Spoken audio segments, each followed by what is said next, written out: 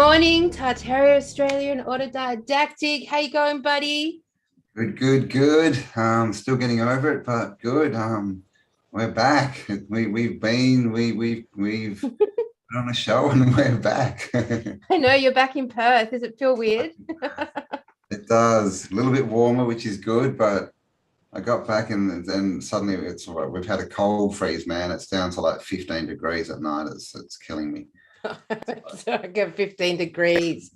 Toughen up, Perth boy. Toughen up.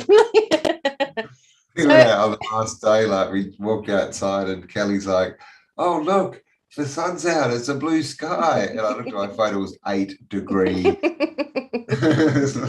I know. Melbourne weather is pretty freezing in winter, I have to say. And look, we've just come back from a week of massive Tartarian stuff. We did the live event last weekend. Was it last weekend or was it the weekend? I can't even lost that time now. Just had a weekend, so yeah, 2 ago. Wow. Yep, 2 weekends ago. And then JCK flew out on the Monday, and then Cambell stayed with me till Thursday. And we did some pretty good stuff. We were at it every single day, marching around. I was determined to show Cambell everything I'd ever seen on the Tartarian landscape here in Melbourne. But of course, it's way too extensive. So we just focused in on the CBD. But we had some fun because the first time ever, all of the buildings are open and we can go inside and all the museums is there. So we felt like tourists for a couple of days. It was pretty good, fun. Like we didn't get stopped or anything. And then I was just like, I'm just walking, didn't bang, and no one. It was great. No one cared at all. So we got some good footage. Yeah. So it was the live event was absolutely amazing for everyone who was there and anyone who wasn't there. It just went off flawlessly. Everything was so electric and so activated, and everyone's energies were so high. And it's just so obvious to us that the nature of these events are so far past just looking at Tartarian architecture. It goes into this entire bringing the community together, brings together a consciousness, and that consciousness, it's like it's this electric mix of heart activation, of healing, of coming together, of community, of like-minded souls, all there basically to enjoy the topic and enjoy chewing on these expansive thoughts, but primarily just to really embody the idea that we are this consciousness that's emerging through this, last 2 years and into this sort of like new earth template. And it was extraordinary, Cambell. Wasn't it just an amazing day? Yeah, like people are ready to create again now, and that's the thing with this topic is, just the buildings, and the basics, they get your imagination flowing again, right? Yeah. And that's where we want to go, obviously with Kelly, we want to go in that imagination, and that's how you create, right? Yeah, absolutely. So, all these people who know, wiring and firing, I had their imaginations going, they were ready to, meet, interact and build new things. So, this whole topic, it gets people ready, right, to build the new world. So it was awesome. So we're doing the whole country, guys. And we're going to try and get overseas. So we'll be near you soon. So make sure you can. You can. It was pretty amazing because we didn't really know how the day would pan out. We just knew to do the day and to bring everyone together and bring JCK in and like meld our two audiences, which were a perfect match. The Quantum Truth audience with the Tartaria Australia. It was just beautiful match. And like we had just such an easy flow with the dialogue. And what's so fun is that every single show we do will be completely different in the dialogue because we'll have this time period between each show, two months or so, where we're constantly updating our theories and our thoughts and tuning in more information. And as a result, each show should be, 10 times more insightful than the next one and the next one, because our energy is to drive that evolution of our thinking down into the conversation. And one thing that was so amazing was the march the next day. Oh my God, it was pissing down with rain. It was freezing cold. We were like, there is no way anyone is going to join us on this march. No way. Like, we turned up out of courtesy, thinking there might be a few diehard strugglers there. We better go and be present. But my God, we got to the exhibition center, turned a corner, and like, bang, there was like half the audience were there. It was amazing. There was. There must have been almost 100 people there. And then somehow within 5 minutes, we doubled to about 200. I don't know where everyone came from, but and then there was just a massive group of us just moving through Melbourne. It was so and of fun. course we got lost and split up. And then, so I just said, "Bugger, let's sit down." I sat down and everyone just literally just walked in from all different directions. It was the funniest. We see we're tuned in, Campbell. We're telepathically linked here. I didn't have a phone. My phone was broken, but I was on the sorted that out, that annoying complexion of his technology. So what was amazing about the day is that we obviously, I have marched these streets now for the last 2 years, and so I was very able to take people on a walk really effortlessly because I've been doing it myself. But we had no like set route or plan, but within the day we did manage to see so many extraordinary buildings, and the feedback I've got is just people were blown away because they've never seen Melbourne in this way before. But what is so important and why we're encouraging this, and every live event we will do the march, because the next day we'll package it a bit differently as we sort of get better at like knowing how to contain all of this.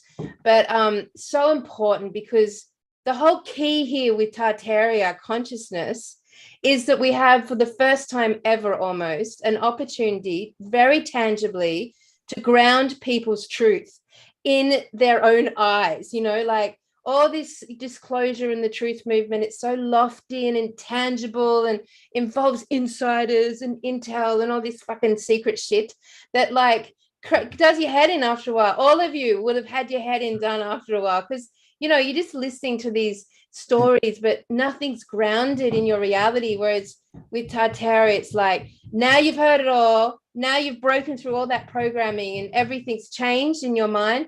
Let's go ground it outside. Let's go look at these buildings, see it with your own eyes, touch them, poke them, be in experience with it. And for the first time ever, that truth process you go through in your mind is grounded into reality, which allows you a stable foundation to keep rising. I love it for that, Campbell.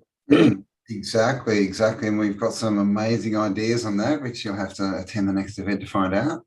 But this is the thing, we just decided to do this. We didn't know how it was going to happen, but we just knew it would, right? We just, it's that saying, we didn't know how to do it, but we did it anyway. And even though it looked, to us along the way, especially to Kelly, who had to sort it all out, it looked like there was, lots of, obstacles, right? But they all turned out to be blessings, in the end. Yeah. And it literally went off without a hitch. And obviously we want to say a massive thank you to everyone who helped, all the volunteers, everyone who just jumped in and helped and gave us all, gifts and all this kind of stuff. And absolutely, it was just amazing. And it just all came together. Like literally it was like, I was stressing up to like 5 minutes before the show. And then as soon as it started, it was literally seamless, wasn't it? It was just amazing. And we were just out the back doing the show. So it was everyone else who was making it run really perfectly. And there was no plan, no training. It just all happened. So it was beautiful, and courageous also for the three of us, because obviously we've been standing here behind Zoom for the last however many years, and Zoom sort of like packages you in a certain way, and you're conscious of how you appear and look and talk and process. And when you go into a live audience, to a live event, like you don't know how you're going to respond to that sort of context or that audience. And it was really, so like for all of us, with all of our different, ailments or whatever, like, it's like, we had to take all of us in all our authenticity to that stage and expose us all in every sense of the word. And, from that process, just trust that for the last 2 years, we've really honed in on the ability to converse. So, and I really feel that all three of us were very authentic on stage, and we all sort of like presented our personalities really, really great for the conversation. I feel like it was just so easy to talk and to keep the flow. It was just easy. That's the thing. It was just easy, and we, again, there was no script. There was, the script was literally, talk about history. That was the script for the first 3 hours, right? But we weren't talking over each other. We were just melding, and it just flowed really well. It just felt good. And like Kel said, we are real. We did get up there, but we've all got our ailments, Like I felt like a fucking giant. I felt like a giant on stage because I was so tall and big, and everyone sort of get its real image. And I know JCK, she was feeling really small, and and you had your arm that was sort of like. Also, the three of us are just standing up there, as you guys, as individuals, rough, like being in our bedrooms for the last 2 years, like, not in the best conditions, this planet, nor are we really. And it's going to be really nice over the next couple of years to watch us all regenerate ourselves, not us, just us, but our audience, and watching the audience like bring that health and vitality back through these events and through connection again. And we do a follow-up thing with the events, which is the group work. So everyone on the event gets a colored dot, which shows you where you're located in the city, like north, east, south, or west. And those dots have been put into groups. And then they will be having a social event with me here in Melbourne, just to do some more work on achieving impossible dreams. Because like, goal 1, deprogram the mind. Goal 2, ground that information with your own eyes outside in your city. Goal 3, like, let's bring your impossible dream to the surface, name your obstacle, and commit to getting rid of it. And those things together create the template for the new earth. And I'm pumped, man. I think it's a formula for amazing stuff. Yeah, and that's the plan. We want to go around to, all the capitals. Like we said, we're happy to do regionals. Yeah. But we want to leave, little groups behind us, right? Little pods of people that are interacting and that grow bigger. And so next time we come back, those groups are bigger again, and we can add to them. And we don't want this to be a come and see us and get all happy and go, ooh, and then go home and go, that was awesome. Oh, now I'm sitting here on the couch alone again. We've got to break this isolation pattern. Exactly. Isolation is a dream killer. Yeah, absolutely. And we're going to smash it with Tartaria Australia. That's our whole purpose. So everyone, invigorated. Woo! And so for the next event, we're also choosing the events. JCK's dowsing it for us. We're not like doing it in any practical, like mind way. We're going to use the pendulum and choose the locations and when and where and how. And the first one that we got was Brisbane is the next live event. Hello, Bris Vegas and all the Northern Rivers crew. We are pumped to see you. We're coming in September on the 24th that's a Saturday, and we'll be running it over Saturday and Sunday. And it's going to be like every event. It is our aim to get more and more luxurious, more and more beautiful, more and more. We're going to lift everything up. So the venues, the food, the socializing, everything's going to get more and more and more easy, beautiful, gorgeous, aesthetic, or whatever. Just so you come out of this feeling like you've been at a very special event. Exactly. I mean, if you think of Tartaria, we don't think of rags and secondhand things, right? We think of the best of everything, right? Handmade, custom, tailored, best of the best, and high levels of nutrition, high value, high wealth consciousness. And wealth is just value, guys. It's just value. And so as we're creating this new world, we need to have that wealth value inside us, or we can't match it. We can't go there. So that's going to be a big part. Is we've in being the people we are, the way we think, a lot of us sort of have issues with money and the system and all this, but that's another mission. Is we're going to break that, and it's going to be wealth, because we all deserve right to be wealthy, to have abundance, and that's what the new earth is. So that's going to be exactly creating. I mean, in a year we're going to be turning up in robes and that's right. Tartarian fashion. It's coming, everyone. It's coming.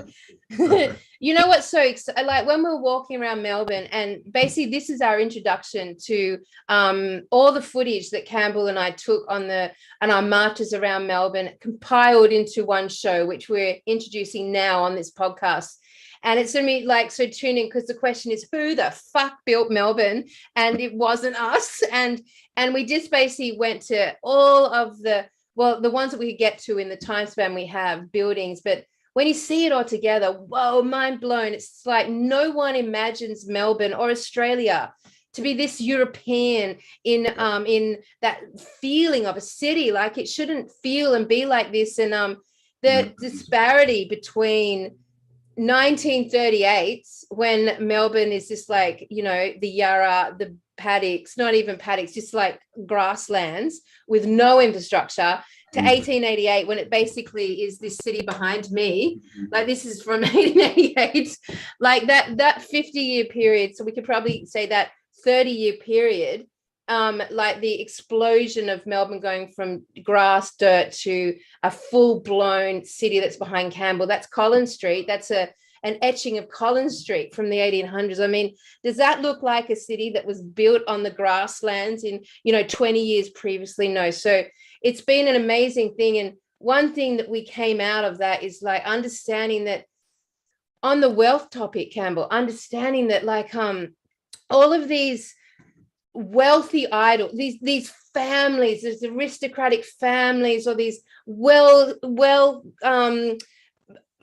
perceived and abundant bloodlines, or these amazing innovators, or these highly knowledgeable beings that have generated so much wealth that we look up to them. And we realized very clearly that that's all bullshit. Like these people, these family lines, these individuals, right down to like the Richard Bransons of the world, didn't do this out of hard work. They did it because they were gifted the real estate.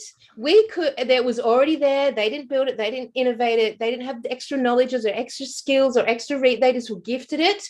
And they did that to define the culture and the wealth disparity. So if you were in alignment with the program, here's your estate, you know, and you are from here on in gifted with the wealth of an estate, therefore a wealth for all time in your family bloodline. And you over here, you're not part of that programming. So you go and build a slum out of corrugated iron. But what it did for us is like set it up that, you know, religion, like churches, fucking universities, like all these people had a special talent for money, or special talent for innovation, or special talent, but it's bullshit. Yeah, exactly. That whole self-help money thing of the 80s and 90s was just bullshit. It was just another money. I used it as a money grab.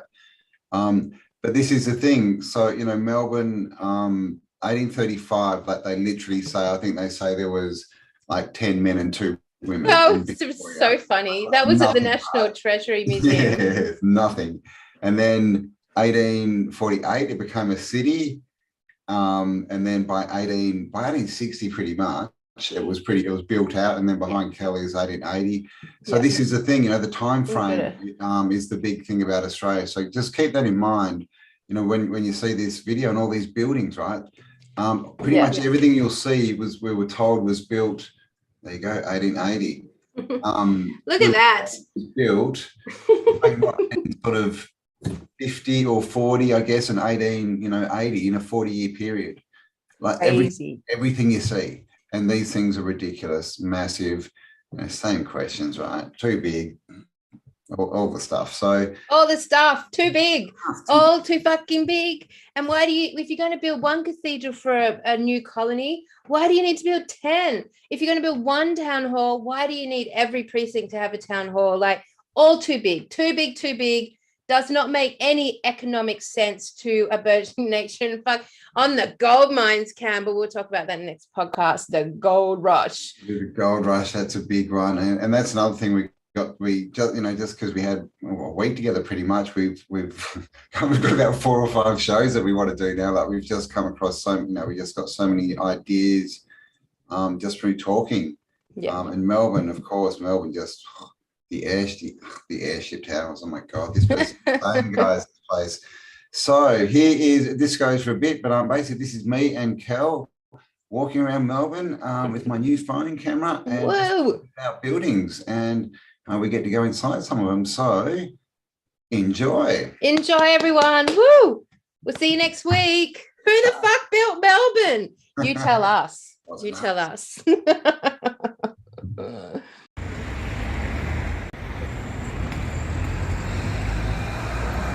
So what's this called? This is in Patrick's Cathedral. All right, this is St. Patrick's Cathedral in Melbourne. Yeah, the history on this one is strange. Like, there's a construction photo apparently of this building, but all the buildings behind the construction photo look very much more recent than the actual construction. This was apparently the first foundations were laid in 1858. But according to the history, it took 10 years. But it was interrupted by the gold rush, where every able-bodied man was taken away to the gold. But we can clearly see that the style of this building is so very consistent, so consistent. And it, like, if you go down Campbell, you can see that, like, we're standing on the road here, but it goes down and then it goes down again. So there's so much depth to this building. And as we walk around, we'll start to see the mud-flooded windows. But yeah, I mean, how classically typical are all of this? What do you call these spiky spires? Spires. It's very inspiring, isn't it? Don't know what the little bits are, but they're on everything. Those little knobby bits. Yep. You know, most they love to rip them off, but on all the old ones, they're always there. So I've never actually got to go inside here yet because of lockdown. So let's see if we can go into the. And look at that window, very, very, very, very, very top of the steeple. Oh yeah. Like, why? I had to show Campbell this one. It's so, like, decorative. There's glorious. A window up there, right at the top. Yeah. And if you can see, there's these crosses, but they're not Christian crosses. There's one there. So that is an antenna, I would say.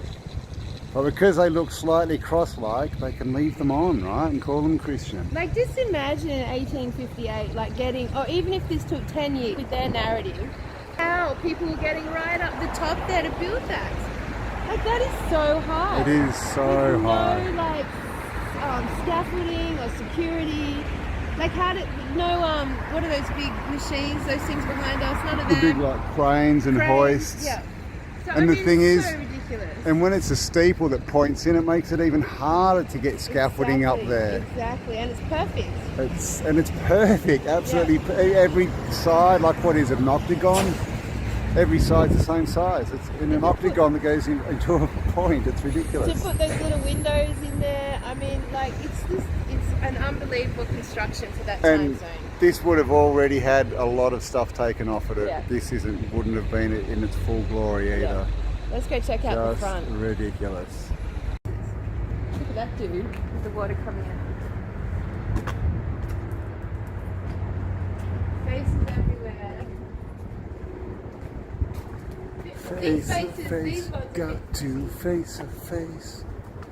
There's some more up there. We've got two women. On the bottom. And it looks like every single window at the bottom, we've got these faces. At the bottom of the ark or the firmament, maybe. Yeah. Like, there's faces everywhere, and none of these faces have anything to do with the Christian church. Look at that dude. Right, and you can see that's a water spout. Yeah. So is that where the bad water comes out that they don't want people to drink? He's got little devil horns. Yeah, and then when we see the fish and the nice faces, that's where the water you're supposed to drink comes out. What do you reckon? And then look at that. Just insane. When we're Okay, this is one of the faces now. Who is it? Jesus, God, or Moses? You tell me. I mean, this is the thing, guys. What is this? What has any of this got to do with the Catholic Church? Right, look at that. And these faces are everywhere. There's two more up there under the windows. Just mad.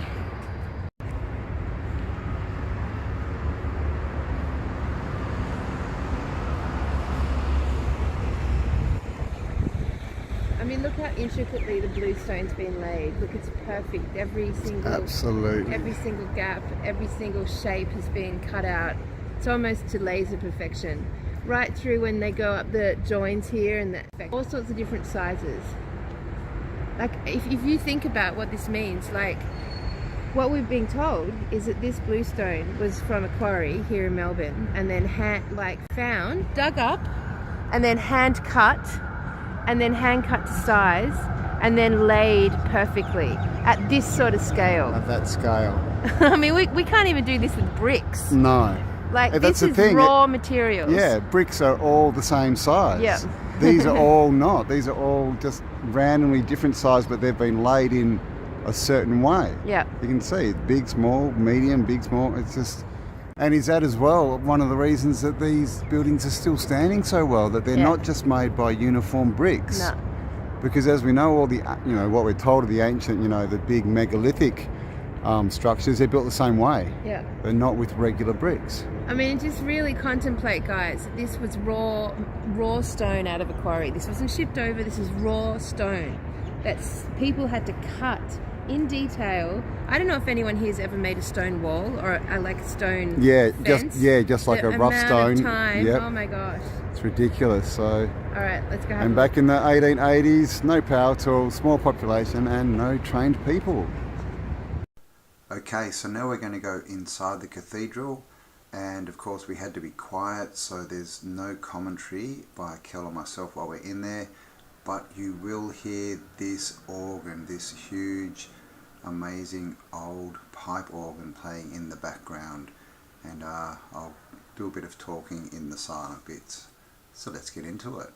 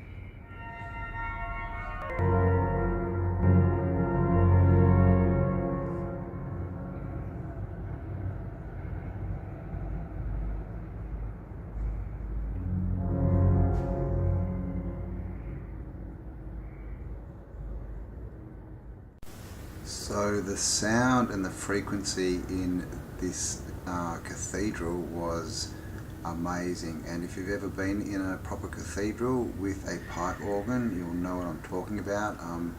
You feel this music. It literally, it penetrates you, it goes through you, and this is what these are. These are frequency, generators. They're places where you literally can feel closer to the Creator, closer to God, because you're feeling that frequency of God, of health, of knowledge, all this information encoded into those sounds. And of course this is what these structures were originally made for.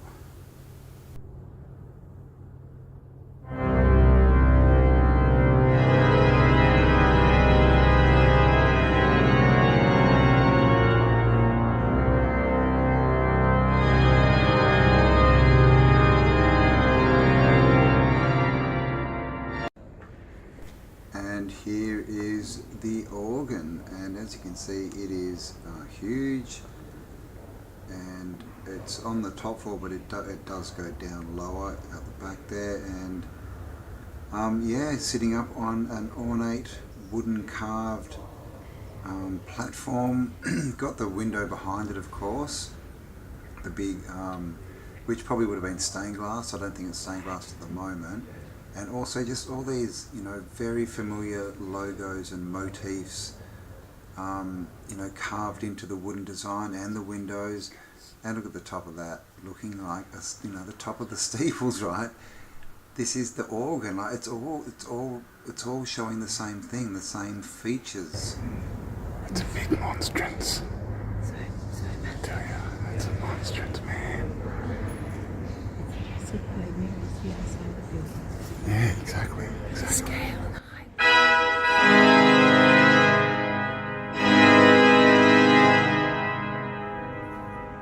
So it's like a big fuck.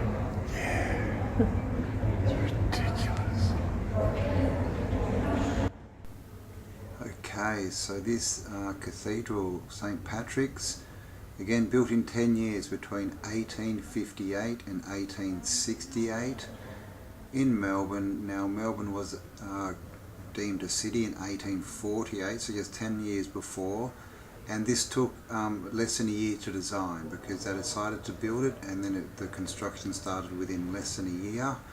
And we're told that there were no people at all in the Melbourne region until 1835. So just 23 years after the first people arrived in the region, they built this. They had the factories apparently for the glass, the tin, the woodworking, the cement, etc., etc.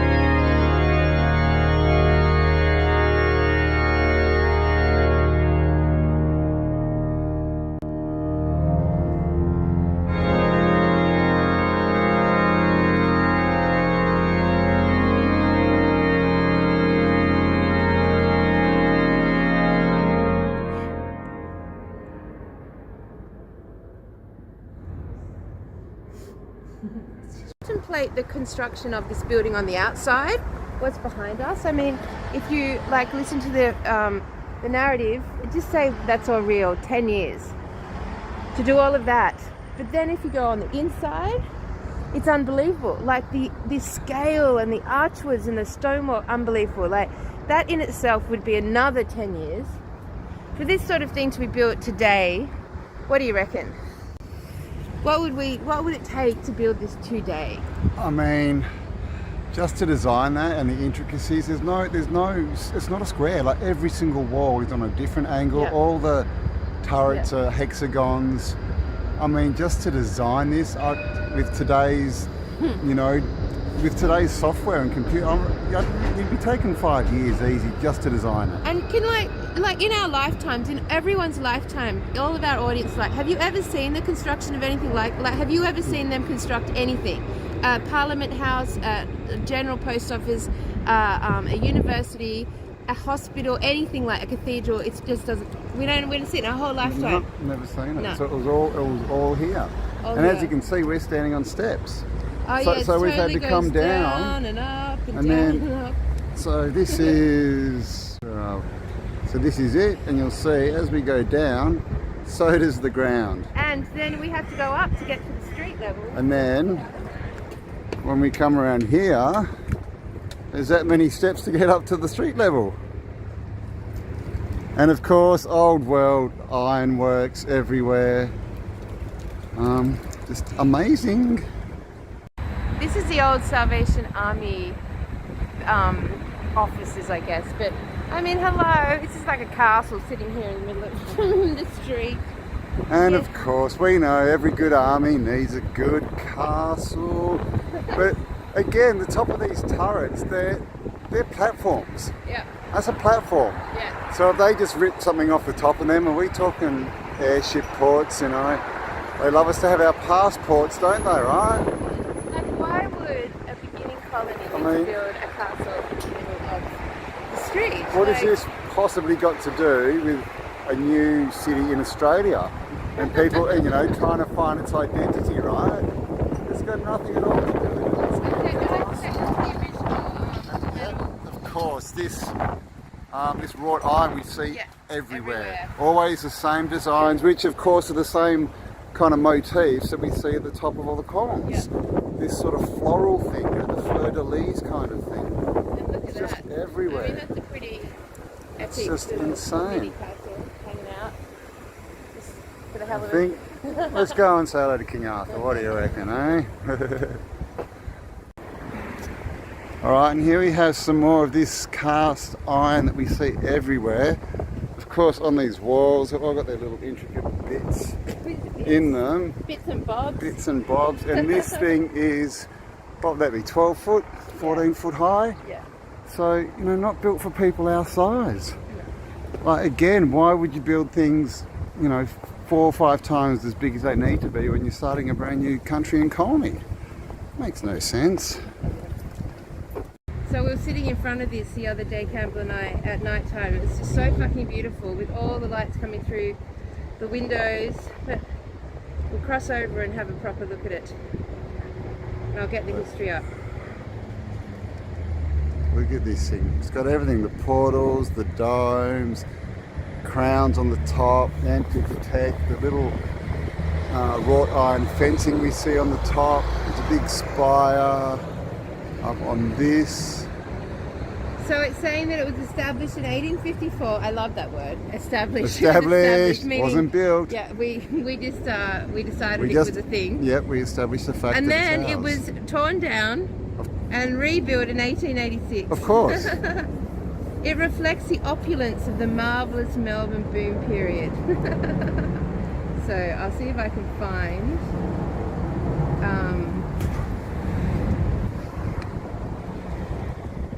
So this is the front of that theatre, and at the moment they're playing Harry Potter and the Cursed Child.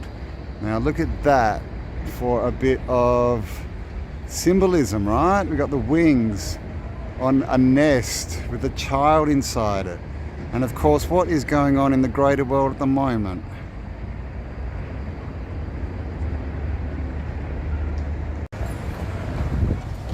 All right. If we can. So on the top here, you'll see I know. Little the dragons. Little dragon lamps. all Dragons the are way very along. consistent in the buildings here in Melbourne. You see them everywhere. And of course, this building has the beautiful chained uniform motif at the top. 3 giant crowns, which are interesting. Our lion and chained unicorn, Yeah, which yeah. was taken off the Australian seal in the 1870s, when they tried to tell us the Queen of Australia existed. Of course, she doesn't. Let's meet the Queen of Australia. The crowned unicorn is so curious. So what's beautiful about this building is that when you look at it, you can really see like what the culture would have looked like. Like you can Exactly, see the like- energy of the gold and the decorations and the metalwork, and you can really get a sense of how, when you're surrounded by buildings like this, how the whole how the people would have stood taller and literally were taller, the clothes would have been grander. It has so much information in this building, and that's probably Yeah. the one thing. This is why these buildings act like codes and activators for us, because of the level of information. Exactly. Where- So if we look over here, you'll see some boxes of glass. Yeah. Now, the amount of information held in those facades and what we can Yeah. see is nothing, and we know because we just glance by them. Yeah. When you look at something like this, the amount of information, we can sit down and just stare at this building for hours. Yeah, hours. Because there is so much information encoded in it. And look at the one next to it. Like, what do And you then, get from that? then you get that. So Right. you can see the real contrast. So when we talk about Tartarian consciousness, this is the shift. You're literally going to be looking at buildings that like activate information and dormant knowledge in your DNA that's been part of the programming. So Exactly. So are these literally, these buildings are activated, something that's been left for us to Yeah. to remind us of who we are and Yeah. where we've come from. yeah, Got the information encoded, and like Kelly said, this thing's still covered in gold. yeah, So, you know, this is obviously not the original. This would have been stripped.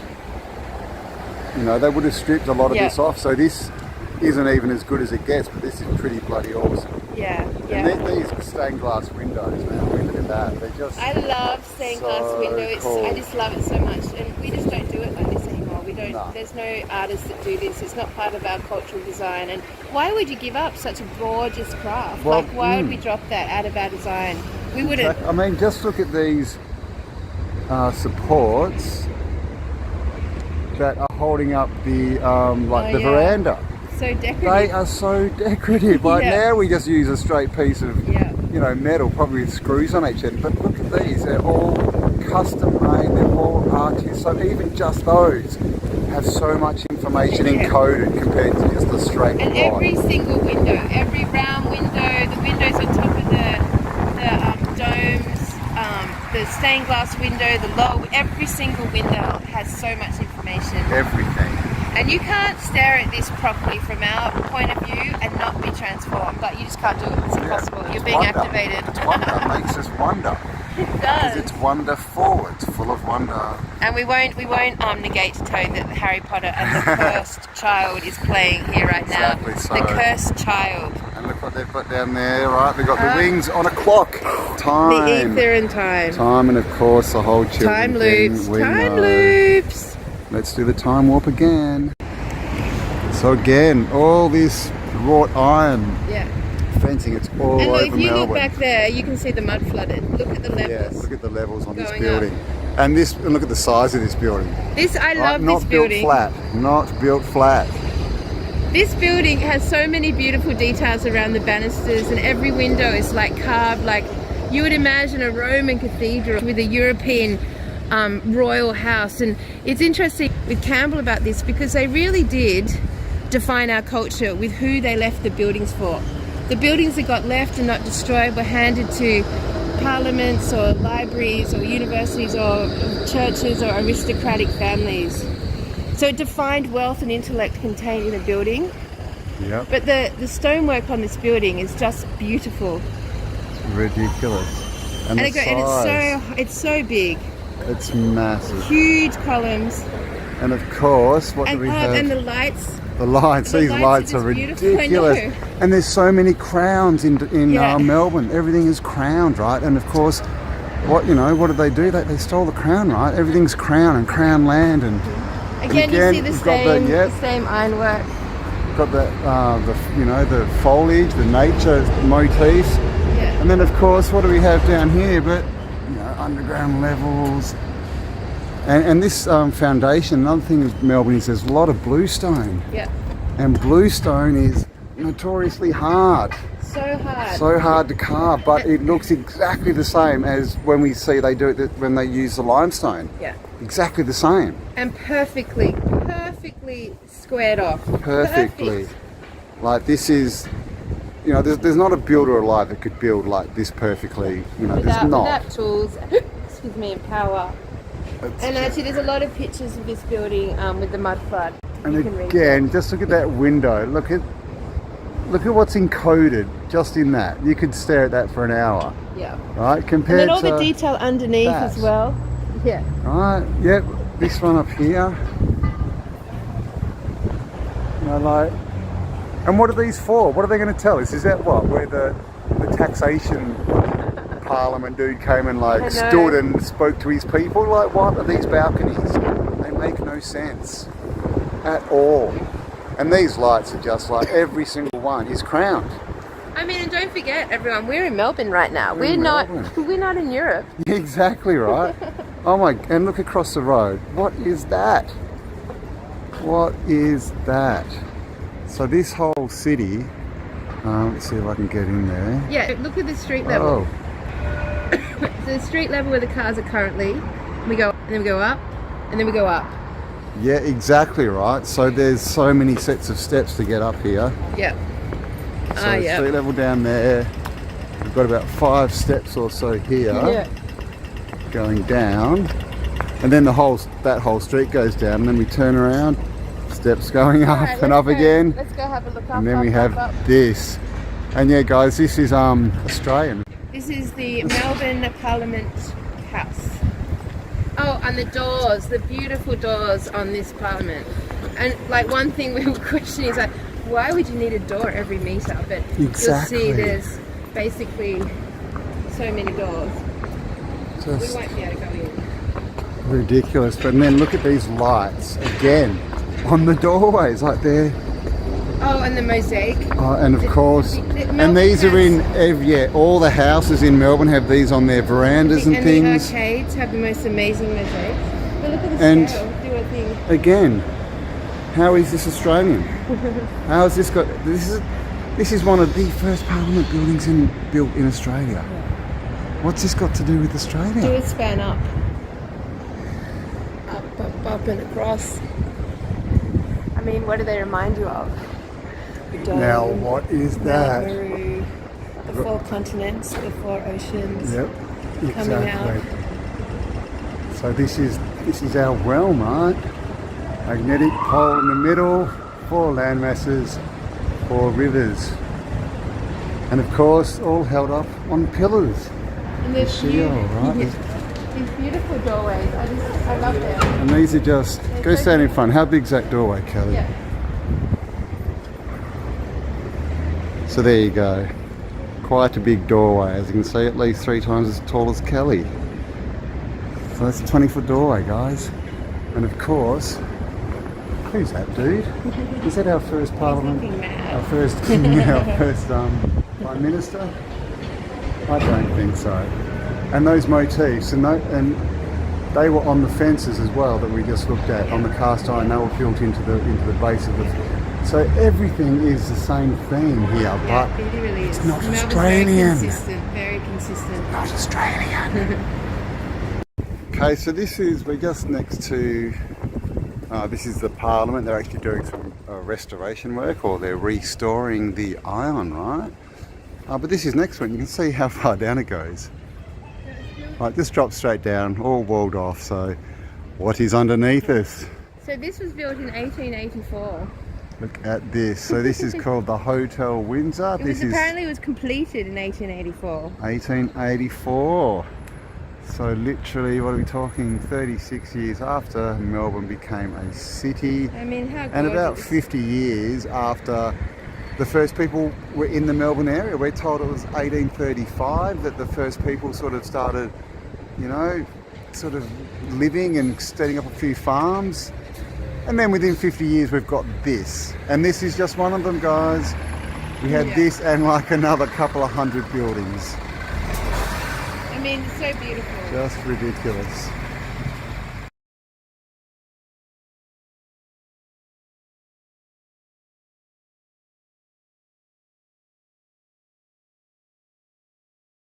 Actually, there's a museum here. We might actually be able to get in. Alright, so this is the Treasury Building, guys. Wait. What'd you say, Kelly? 4 years to build. 1858 1858, started 10 years after Melbourne was a city. Tiny population, but they needed a building like this. Of course, and this is one of hundreds.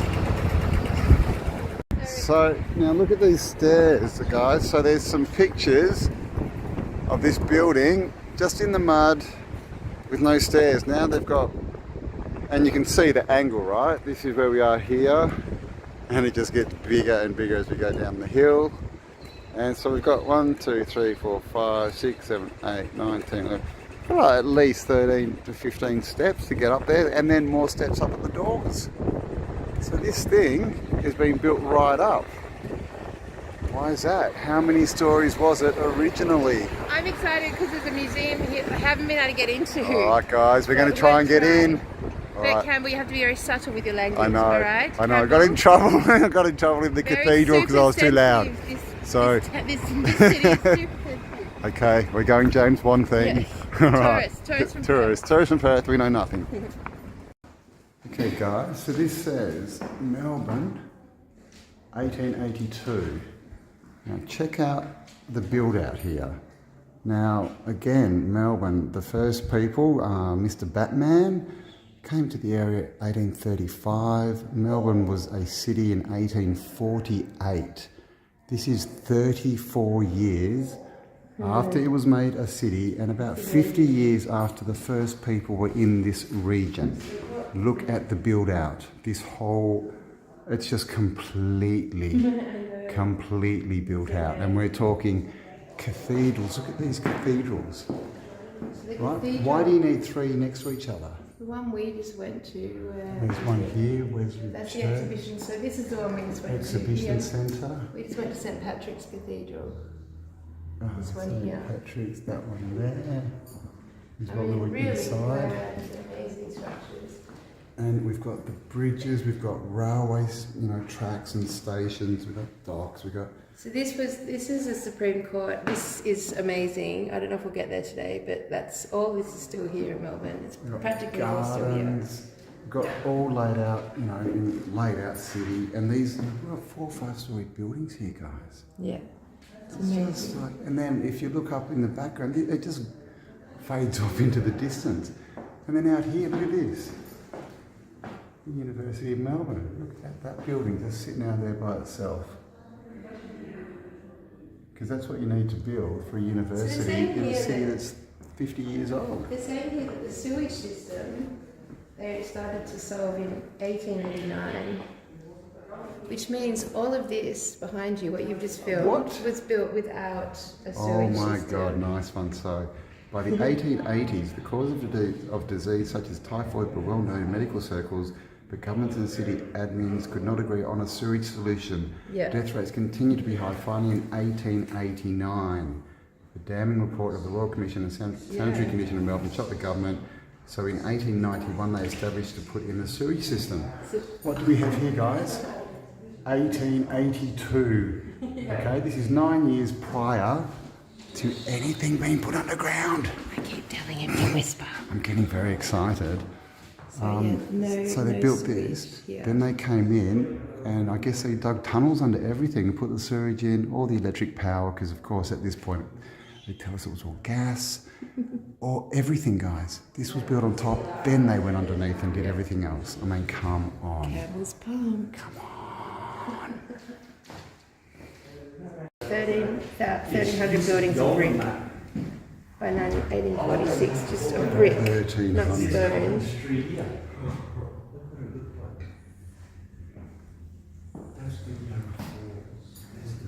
And then of course we get these photos they love to show us. Again, brick buildings, not level, no roads. So, 1836. The big map is in that room. 1836.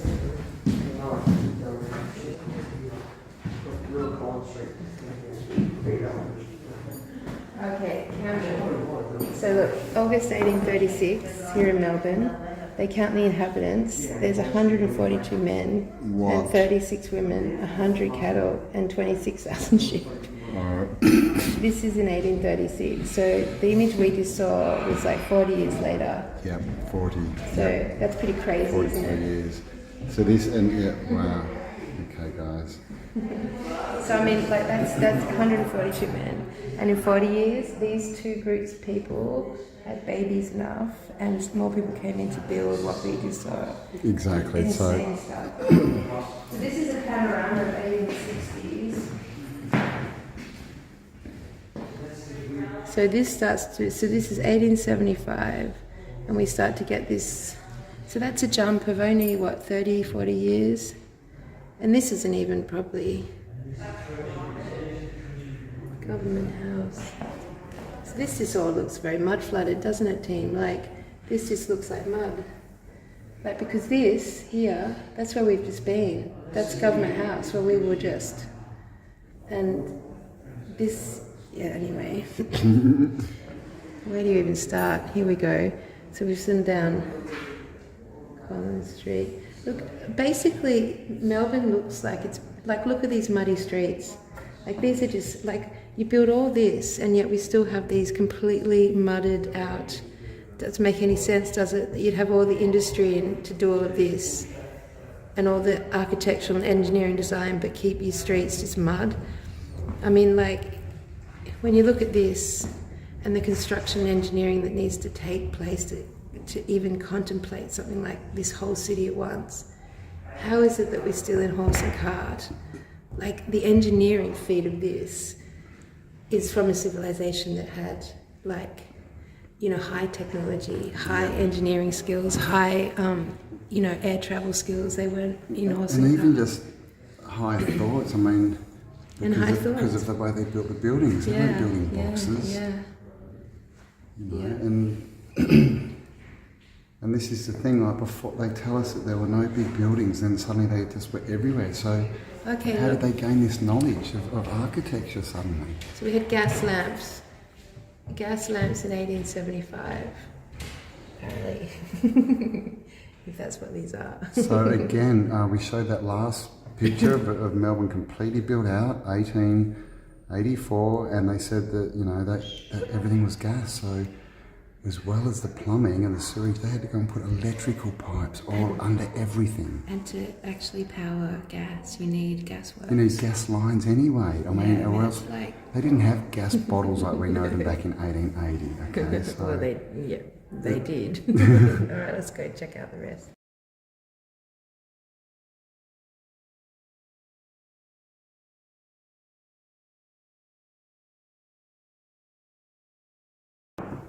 Okay guys, so this is underneath, we're in the Treasury Building. This is a little room they've sort of made to show us how people were living back in the 1880s.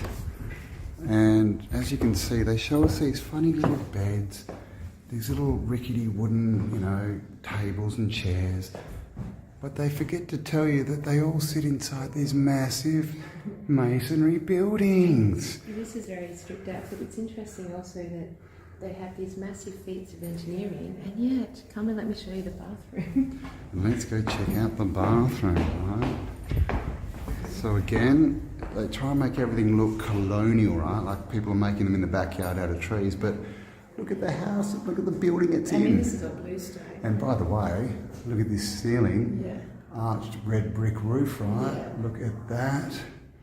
So This looks a bit like a I cistern think almost. one of the easiest ways to look at this is that they've got massive, giant architectural feats, and yet we see time and time again that the bathrooms and the toilets mirror this sort of thing. Like, they're not built into these buildings, they're not considered. And if you were a human being building these massive feats, you would put in toilets, showers, and I mean, you would. You just would, because everything else is, the fireplaces are in, the door, everything else is built in perfectly, I mean, but they you're forget. Human. You need to wee and shower. They just forget about but they negate them. food and you know, It's true. the toilet. This could be in the toilet maybe, or a cold room, but it's always an afterthought, and it never fits with the engineering feat of this building. Exactly, and especially when they're big government buildings, right, where people go to work. You got hundreds of people. They forget that they need to go to the toilet. And again, this is a curved ceiling. I mean, And look at the symmetry down there.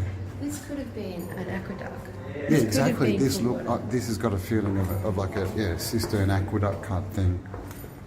Right, here's where the lies begin. And again, Don't see, speak loudly, Josie, but this is where all the lies begin. The gold rush.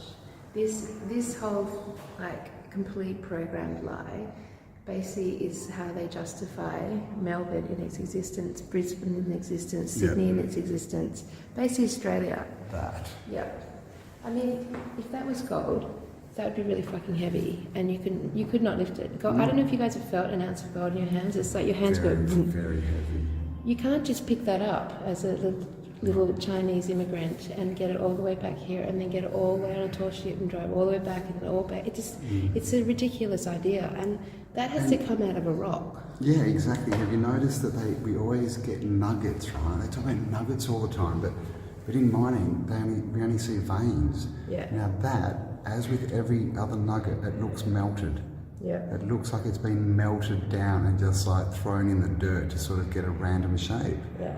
That's what they all look like. So were they literally going in and just stealing all the gold and everything they could find and melting it down? Yeah, or there was the gold from the buildings that were destroyed was somehow melted down and. Well, yeah, exactly. The remains. plasma event or whatever may have Yeah. melted all the stuff off, and these nuggets be just around the bases of the buildings. Exactly, because have you guys actually investigated how a gold nugget becomes like? No, but I need to have a look into that. I'm just thinking. What's the deal there? Like opals are formed when certain things happen with rocks and water and pressure.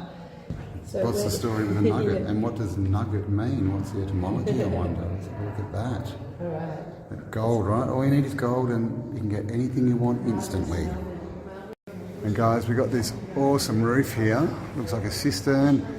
And then the programming room. Seriously, it's where you go to be programmed. Okay guys, so this is one of the little rooms that comes off. They're still underneath the Treasury Building, and you can see this is an arched roof. Brick, painted, and these little rooms are all along here.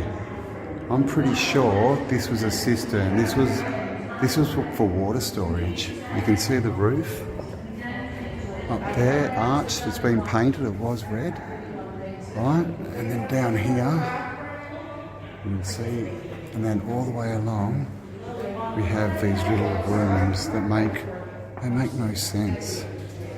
They're holding tanks for water. Alright, like, you know, just these little rooms. Now what they tell us is this is where they stored all the gold from the gold rush. That's the story.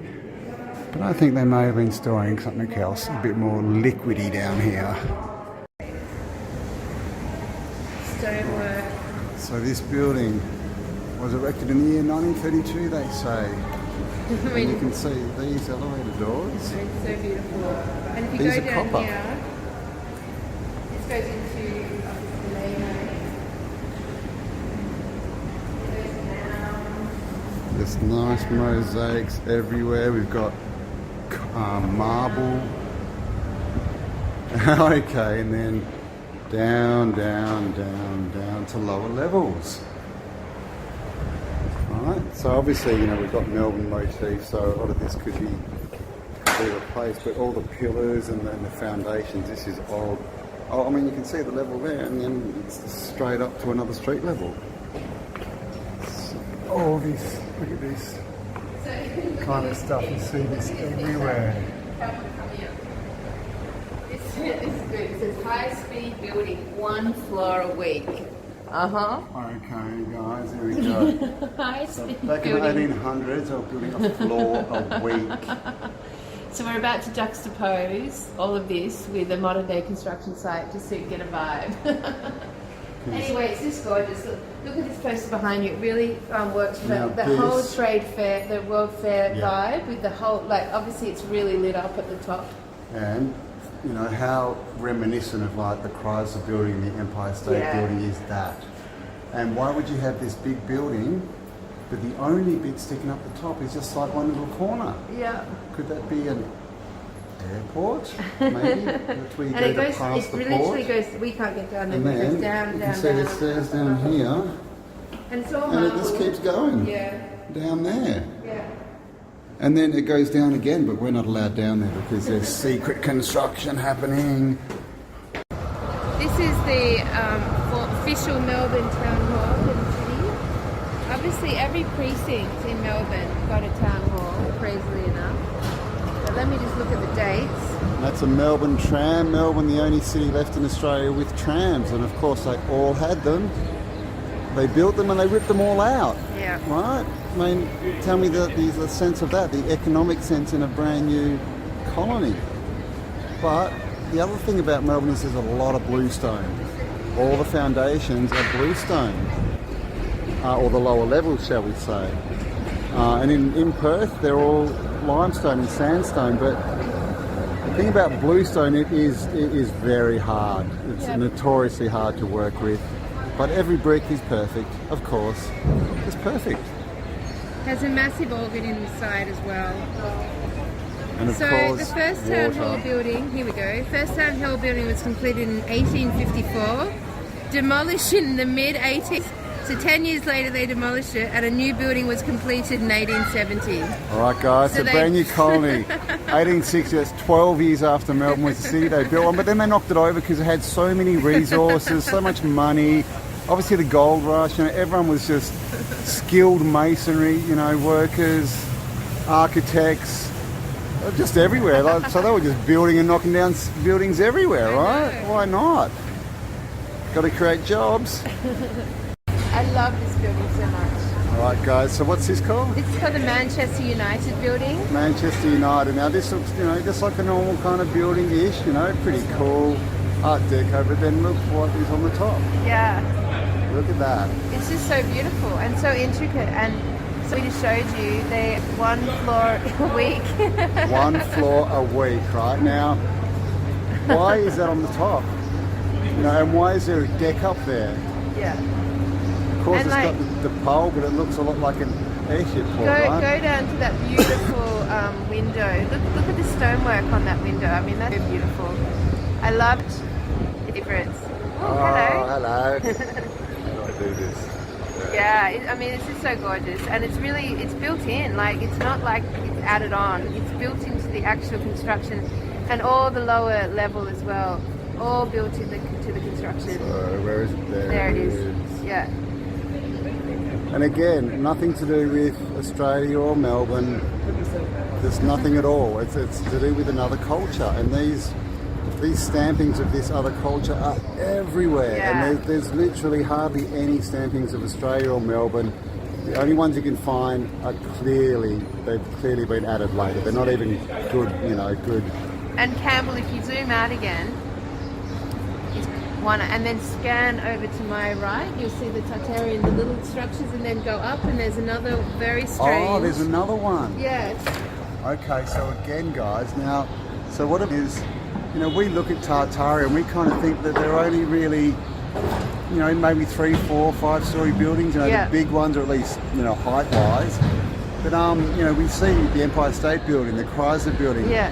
That picture that John Levi shows from the 1500s with like towers everywhere. So I think the old world had a lot more, tall buildings than what we're told. And if you look, this one's the same. It's a big building, but just on one corner. There's a little tower. And it's like a little this one's the same, just in one little corner. And look at the little cutie in the middle with the little port windows. Yeah. I love that stuff. It's one of my favourites. Look at these cute little port windows. So cool. And that balcony all the way up there. And so were they literally, these were the buildings where people were catching, this was transport, right? We've got the trams in the ground, right? Airships in the air, trains, and This because was there's no carports, no carports in Tartaria. And this was marvellous Melbourne after all. Marvellous. So why don't you keep the camera on, and I'll walk you around the other side. Marvellous. We'll just check out the mud floods. So this is Town Hall. Skip through here.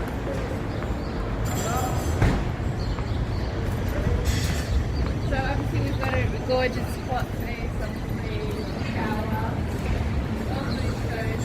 And you'll note down there the little. Oh yeah. So it goes down. We have the vents.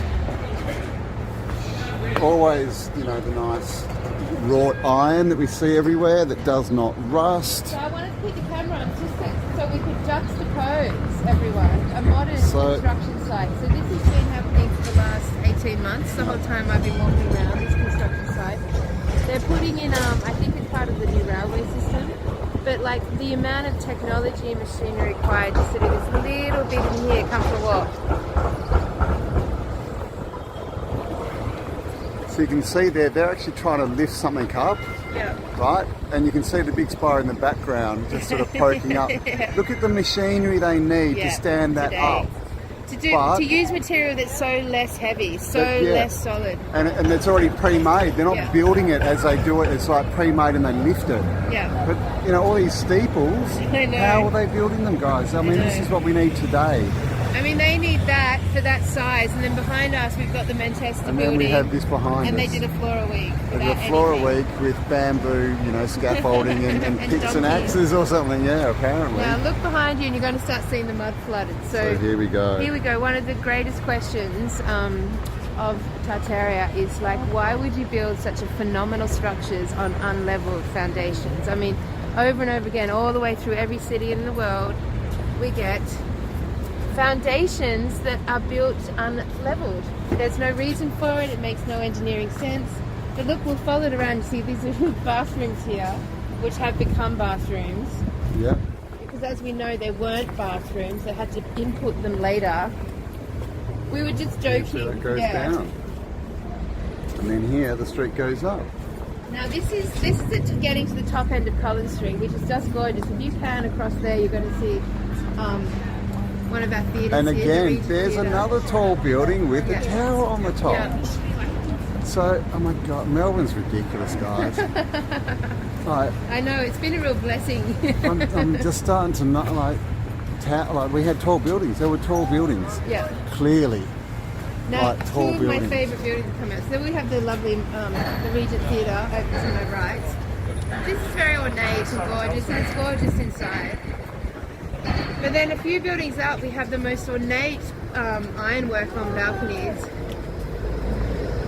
Oh wow, yeah, right. Yeah. So they have, I mean, how that's very Greco-Roman, right? Romano. And then next to it, of course, you need massive oversized pillars on every building. Yeah. The other thing in Melbourne is you'll see there's these roofs, Hey, look which up makes it from hard here. to look up. Look around. But when you behind do you. look up, look what you see, man. So it's like the whole city's designed to stop people looking up. Because that's where all the cool stuff is. But look at this, guys. Look at that. Isn't that gorgeous? Look at all the artwork. And Yeah, you'll see on this this is the one. building, again, they've put this big roof coming out. But look Yeah. at the doorway behind it. I know. It's one of my favourites. I just think it's very beautiful. And then if you look to, well, there's another huge, this is a church behind you now.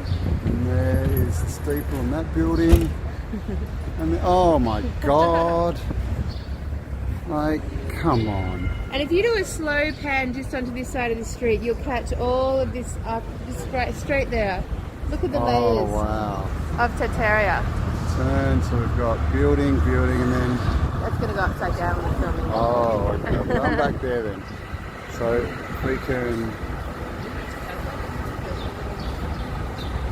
Yeah. look at that thing. That's too. Keep wearing that. Up. Yeah. So So look you at can that. see you've got the Manchester building, then you've got Town Hall, then you've got this row of arcades, and then you've got the church and opposite. So this whole Collins Street was really, really Tartaria. It's just ridiculous. And- And I really can't believe the amount of these towers coming off 10-story, 12-story buildings. Yeah. Like, it's something that I haven't really considered so much before is, you know, the skyscrapers, the tall buildings. There's another one, like these big, and there's no Yeah. need for them. They're no use. The rooms are too small to be any use. Yeah. And they've all got balconies They're on them. very, very similar to lighthouses, aren't they? They're I mean, very- they just look like lighthouses, and they have the port windows, and Yeah. you can imagine they were lit up, and they were literal lighthouses. Yeah, and they've Alright. all been closed in. They've all had the doorways and windows have all been closed in with glass or brick, so they're not accessible to the outside, right? So team, wait on me. Team, are you ready? Because I'm about to show you the church that Jenny for the live event. I'm about to show you the venue we didn't end up in. All right, you ready? Oh, All right, it is follow Scott's me. church. Let's go for it. Santa Campbell, it's interesting. Across the road we've got the Hyatt, modern building, right? And still we're You mud can flooded. see that the level. Now this one, I mean, you can see they may have dug it into the hill a bit because actually you have to drive down, but it's still, yeah, it's not. Why So, don't you they know- level? Do they not level new construction because there's shit underneath? Yeah, okay. Are they building on top of other foundations, maybe? Or is that just somehow an old building that's been completely re-facaded? We just don't know. Okay, so this is the front of the venue that we were going to end up in, the Assembly Hall. I mean, you can still look how gorgeous it is. That's why I'm so excited when we've got it, but I've been way more. You can't do that. You have to just you have to keep it on one or the other. We're gonna have to edit and flick them. Okay, I'll just cut it. All right, so this is the Assembly Hall, the original venue where we were going to do the live on the weekend. So you can see why this is Harry Potter land. And of course, it's next door, by the way. another one. Hello. So two Look cathedrals. at that. Look at this. But this is where we were going to be. I mean, look at. And look at the Camelot. I mean, this is very reminiscent of RMIT, which we looked at on Sunday, which we'll have to do today. So just quite extraordinary. And of course, doors going underneath, stairs going up. I mean, and then juxtaposed with the West Back Bank. And we've got this, and then yeah, in the background, the big square box. So again, look at the information encoded in that square box Yeah. compared to this. Yeah, I mean, there's just no comparison. there's no comparison. Like these, One's tyrant, yeah. like, and one is intricate and engineered, and it's doing something. It's living. It's technologically advanced. It's breathing. One is the education system, the other is autodidactic. Yeah. Always about the waters, guys, always about the waters. Of course, next to the big, what we call cathedrals, cathodes, always the water.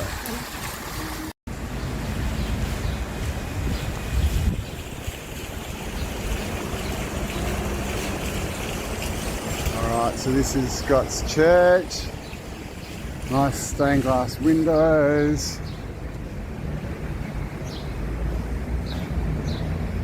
Up here you can see it turns to brick. It's almost like they've taken the facading off or something.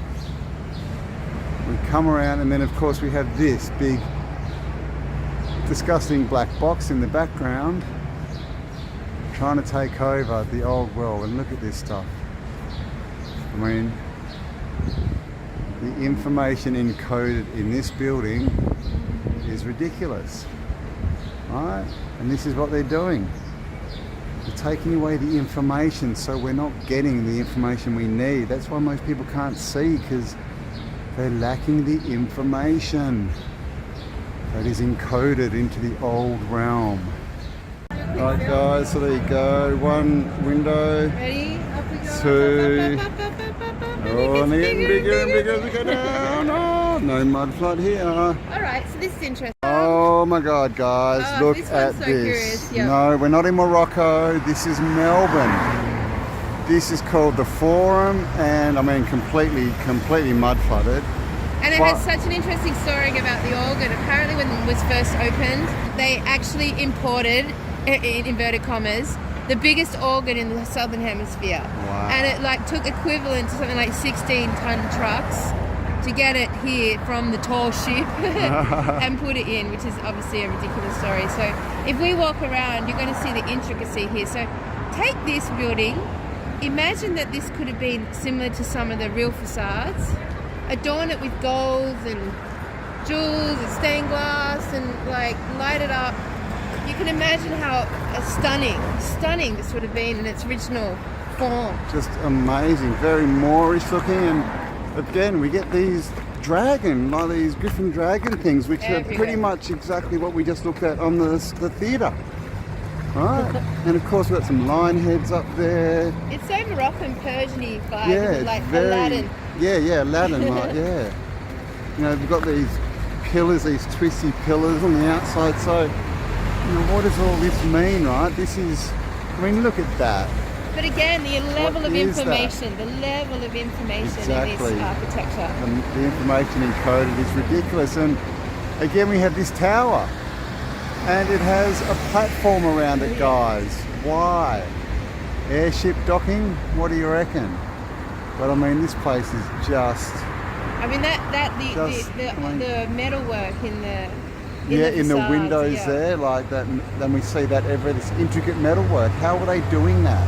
And look how they're just letting it rot. Look And here, and it's just decaying. I think this they're is- probably getting ready to give it a Yeah. reason to tear it down. This is what they do. They let them go to crap, and then that gives them an excuse to either say, oh, well, now it's not safe, we'll knock it over, or to just completely refacade it, just rip everything off and make it into a different building to look at. Yeah. And this is how they do it, right? And this is why they introduce things like fashion, right? Things have got to change and be upgraded every year, don't they? The cars, you know, the TV, you've always got to have the new stuff. Got to destroy the Unfortunately, old. Sod's arrived by Kmart now, and it's so bad. I can't bear it. It's just cheap, you know, cheap. Any fashion shitty- designers out there, I want to work with you. Come and find me. Yes, Kelly needs a fashion designer. Anyone into Keltarian fashion, please contact us. We've got to get the fashion up to raise with this new level of the game. We We're going to do. get the whole style and vibe of our whole appearance up. Yeah, in 'cause- 2 years' time, our live events are going to be extraordinarily beautiful to look at because we're going to be wearing extraordinarily beautiful clothing. Yeah, I mean, it's like the buildings, right? The clothes we wear now have no information encoded in them. That's right, and We- they're all poisonous materials. And they're all poisonous materials, so we want richly, you know, made naturally, natural fibre So look, clothes look. with a lot of information in code. I mean, look at this. Now, this was the inside, guys. This is Look, just a yeah. photo on the door now. It must be the inside, exactly. But look at this. Extraordinary, right? This looks like a World's Fair building. It does, exactly. It really does. And then we've got, of course, flanking it to my left is Flinders Street Station down there. But And of course, yes. this whole strip, so we're going to have to cross the road to show you the whole building in its glory. But this whole strip goes through past the cathedral, past this Camelot reconstruction, and we'll get to Flinders Street. And you have all this, and then they juxtapose it with this. Right? Yeah. Just squares and Awkward and square. it's not geometric. Look at that. Yeah. It's not good to look at. Yeah. It's geometrically messy. That is geometrically perfect. Yes. There's a real contrast in that. I mean, you can't make this up. So this is the outside of this building, guys, and this is it's just ridiculous. Marvellous Melbourne. I'm waiting for the magic carpet to fly in. You can really imagine when they found it, they went, this is marvellous. Marvellous Melbourne. Marvellous. Look at all these marvellous buildings we get for free. How can we justify its marvellousness? We'll have to bring in Gold Rush, or was that an excuse to go and find the buildings to dig up? Who knows? Exactly. And then look, these dragon griffin things, they're dragon griffins. Yeah. They're everywhere in Melbourne.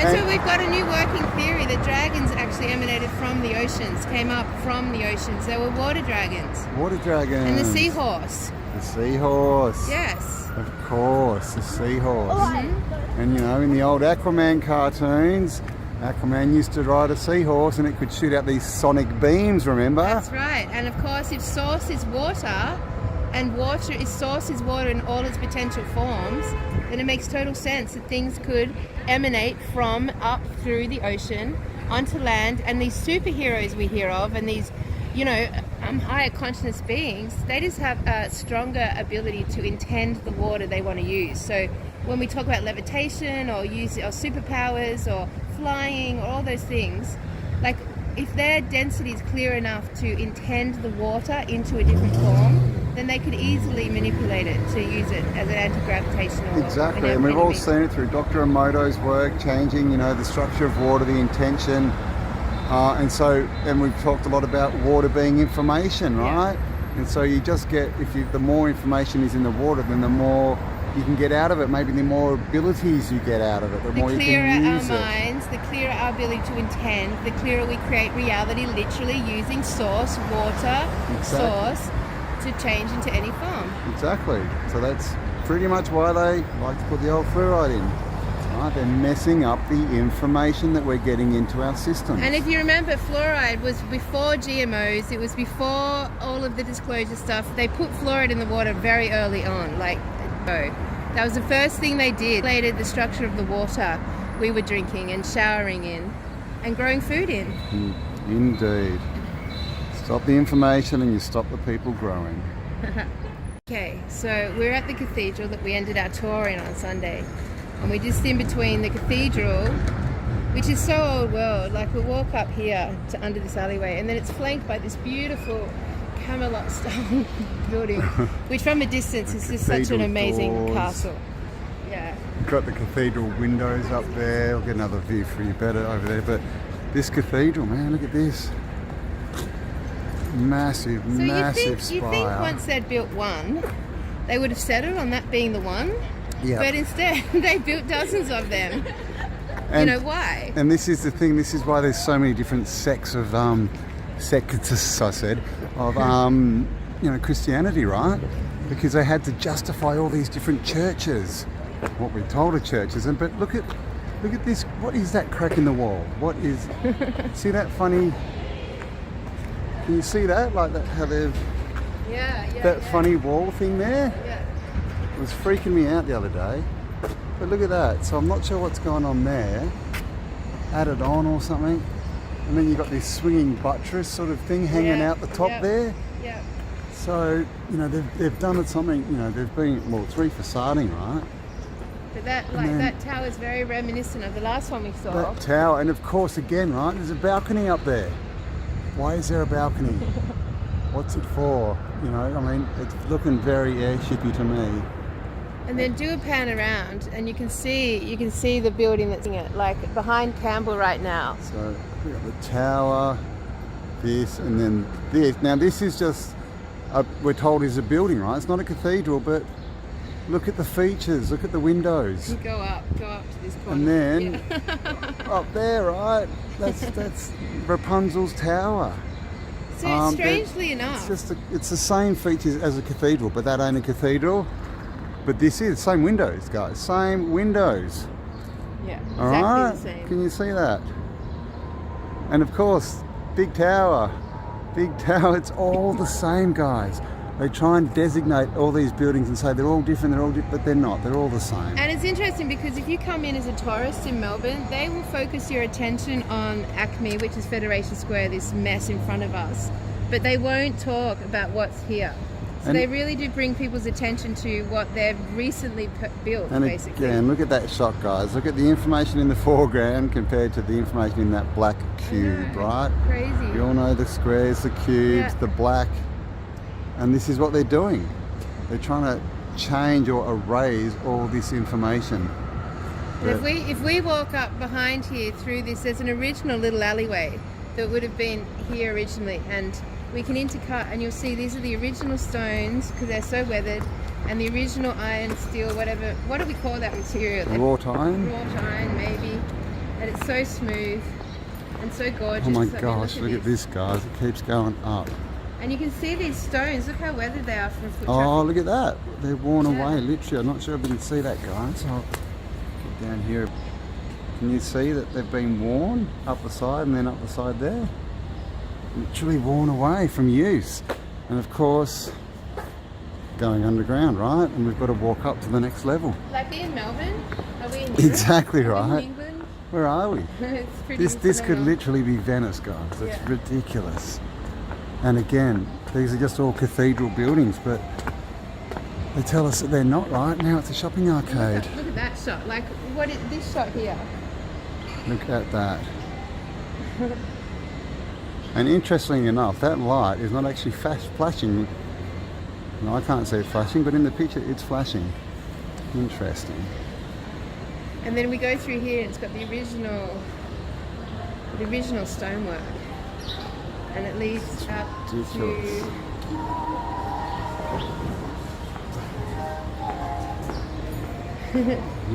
yeah. And again, this massive wrought iron gates. Yeah. Look at them. And the size of the doorway. This is 30 foot easy. And of course, we pop out, and what do we get? We got windows there, and it just back goes down. down the hill. And if we go around the corner, this will flank us to the church. So here we go. This we're now at the back side of this building. Now this, what we're looking at, is not designated as a church anymore, but of course that next to it is. Now these are the same buildings, guys. Right, it's exactly the same, but they try and say no, one's a church or a cathedral, and another one's a government building, right? And so much mudflood.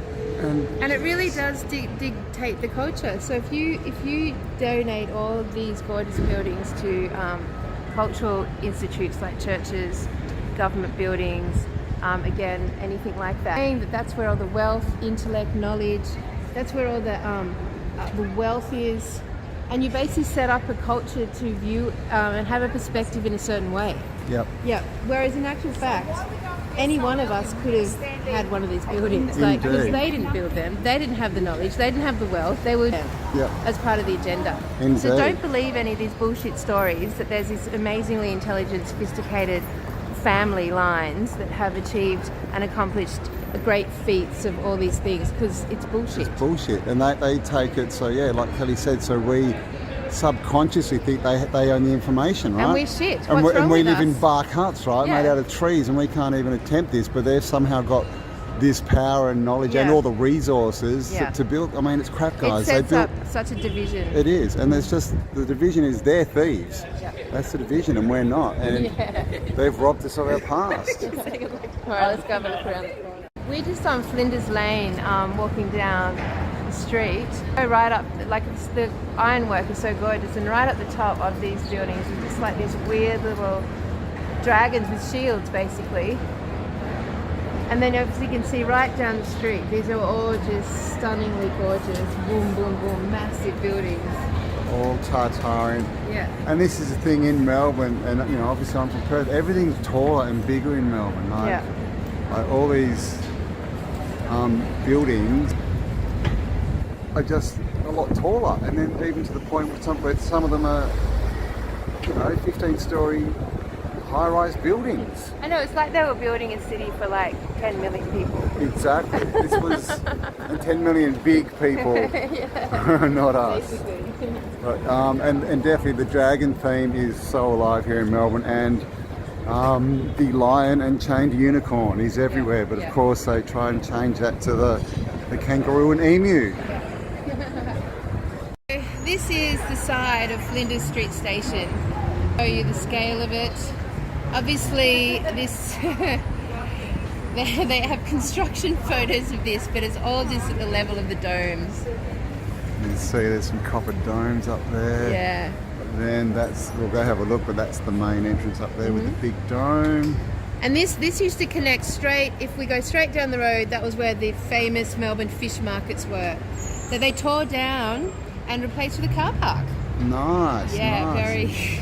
And you can see the remnants of that doorway there. Look at the size of that, and you can see it's just... It's so mud flooded. And, too big. you know, when you look at these buildings, you think, like, if the town planning was so exquisite and so accurate and so miraculous, then why would they continue to demolish them and, like, leave vacant spaces? You know, like, the town planning, if we're to believe the narrative, was just so far advanced what we have today. So they wouldn't just be putting them up and go, oh no, whoops, we got to change that one, let's get rid of that one. So yeah, this is built really early on, as well as all of them are, all the same time period. But let's go have a look at the front.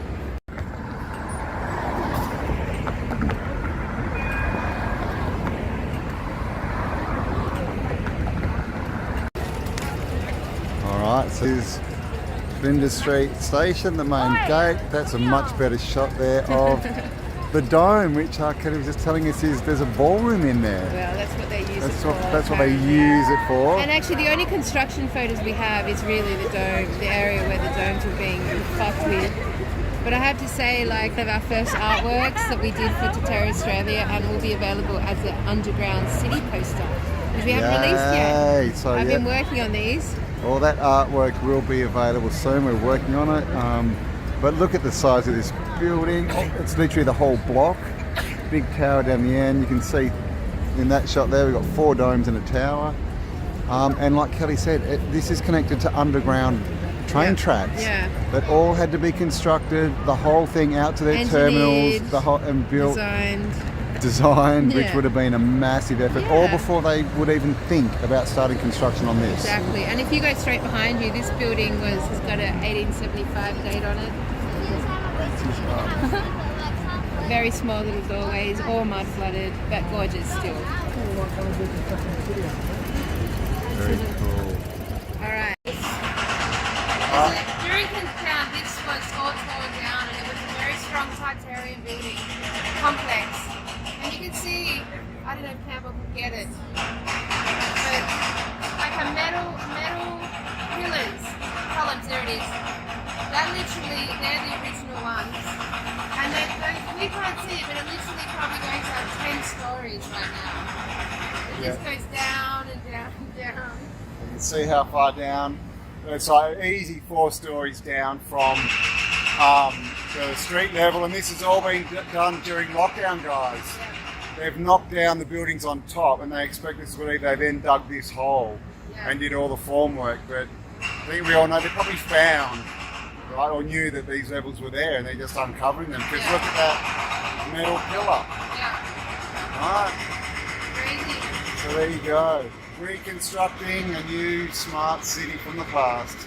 This is another gorgeous set of buildings across here and across the road as well. Real little cuties, these real narrow little ones with beautiful banisters. I don't know if you can see from here. Alright, we're crossing. I'm going to show you that one too. This is the entrance to one of Melbourne's famous arcades. Now, they had so many gorgeous arcades, of course a lot of them have been removed and destroyed, but some remain, and one thing you'll notice is the gorgeous ornateness of the interior and the mosaic floors. Just beautiful. But if you imagine Melbourne had so many arcades. Come for a walk. Of course. Light posts everywhere, these amazing old metal light street lights.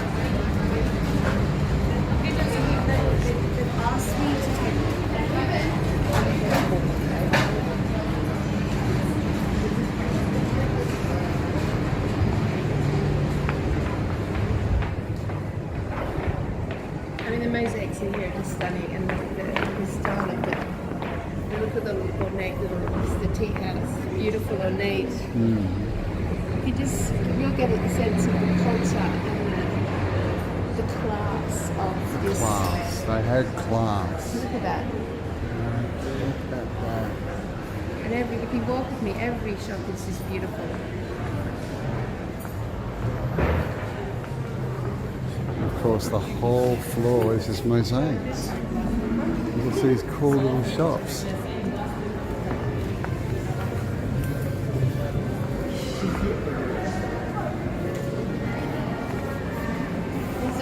Giant doors, giant beautiful framing. Pillars, nice woodwork.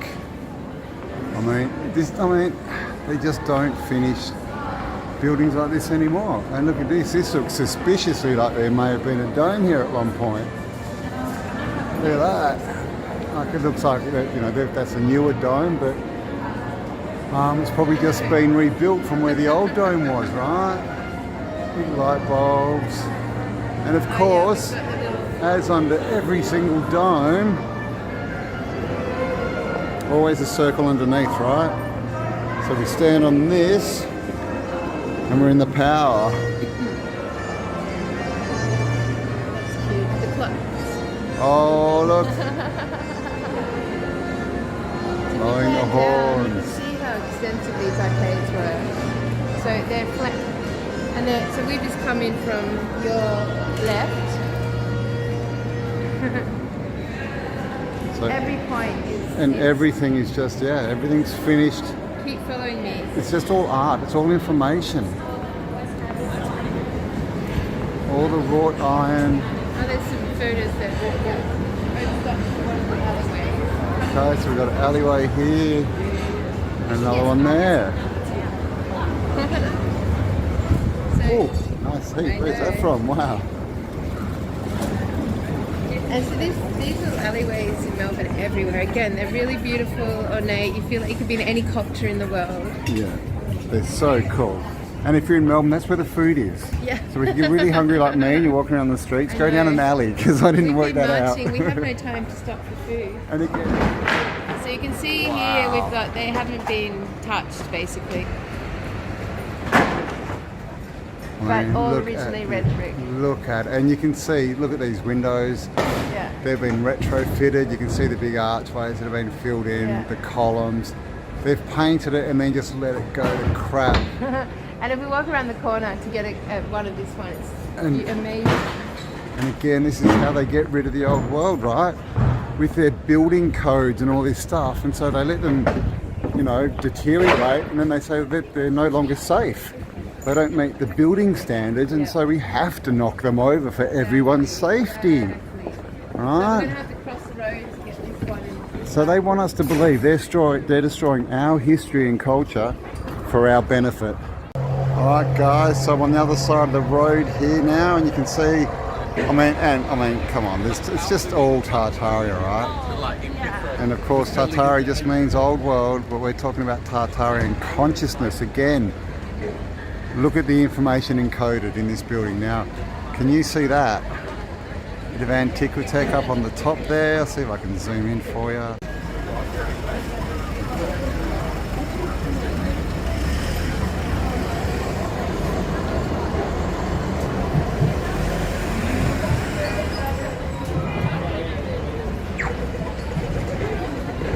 just sitting up there on the top of this building in Melbourne, and we know that these are old antennas. And of course, here we get these buildings, old Tartarian again. Now on this one up the top,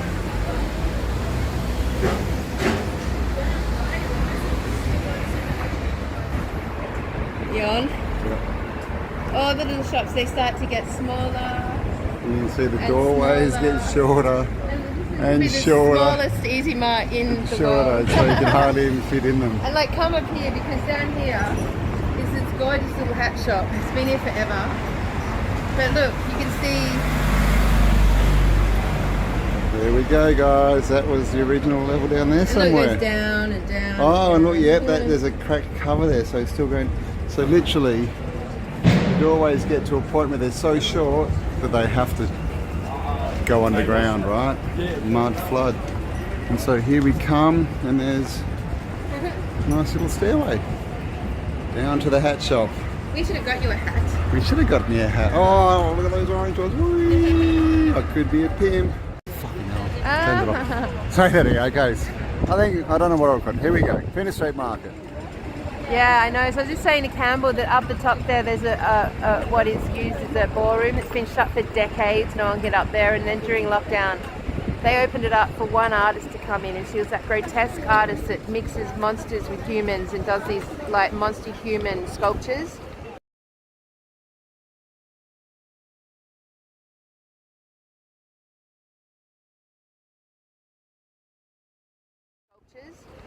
But that's the only time it's been open up for ages and ages. So if we cross over, we'll be able to get a great long shot of the station. It's totally mud flooded, completely built down and out, and so underground. And right on the Yarra River.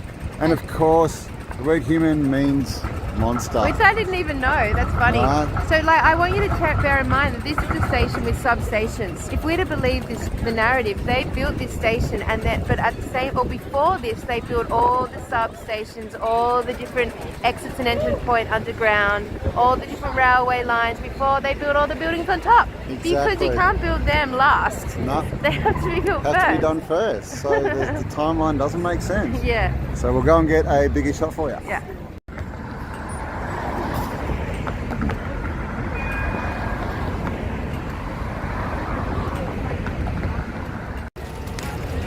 Alright, so this is Flinders Street Station, the main gate. That's a much better shot there of the dome, which Kelly was just telling us is there's a ballroom in there. Well, that's what they use it for. That's what they use it for. And actually, the only construction photos we have is really the dome, the area where the domes were being fucked with.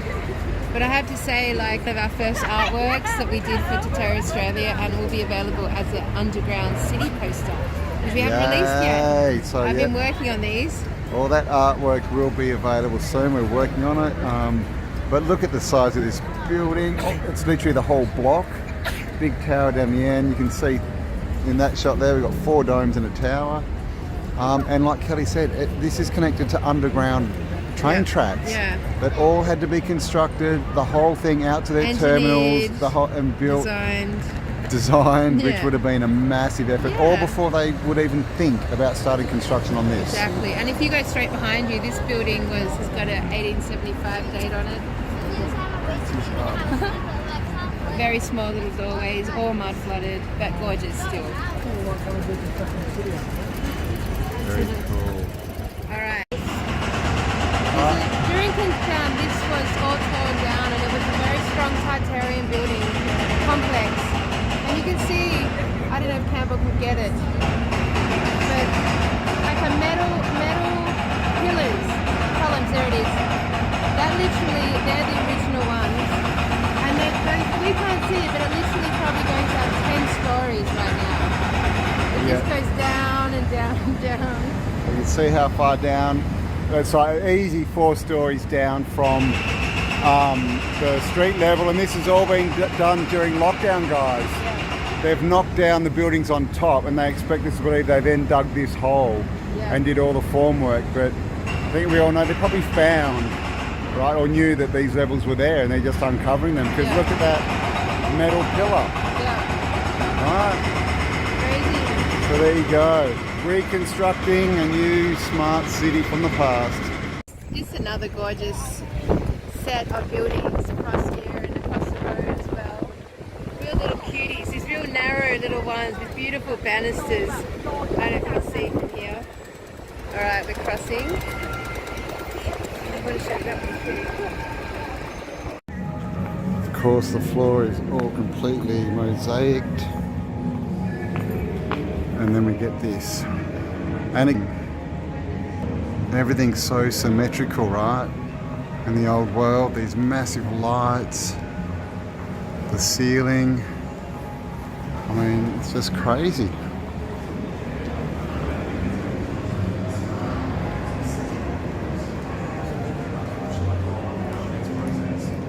This is the entrance to one of Melbourne's famous arcades. Now, they had so many gorgeous arcades, plus a lot of them been removed and destroyed, but some remain. And one thing you'll notice is the gorgeous ornateness of the interior and the mosaic floors. Just beautiful. But if you imagine Melbourne had so many arcades. Come for a walk. Of course, light posts everywhere, these amazing old metal light street lights.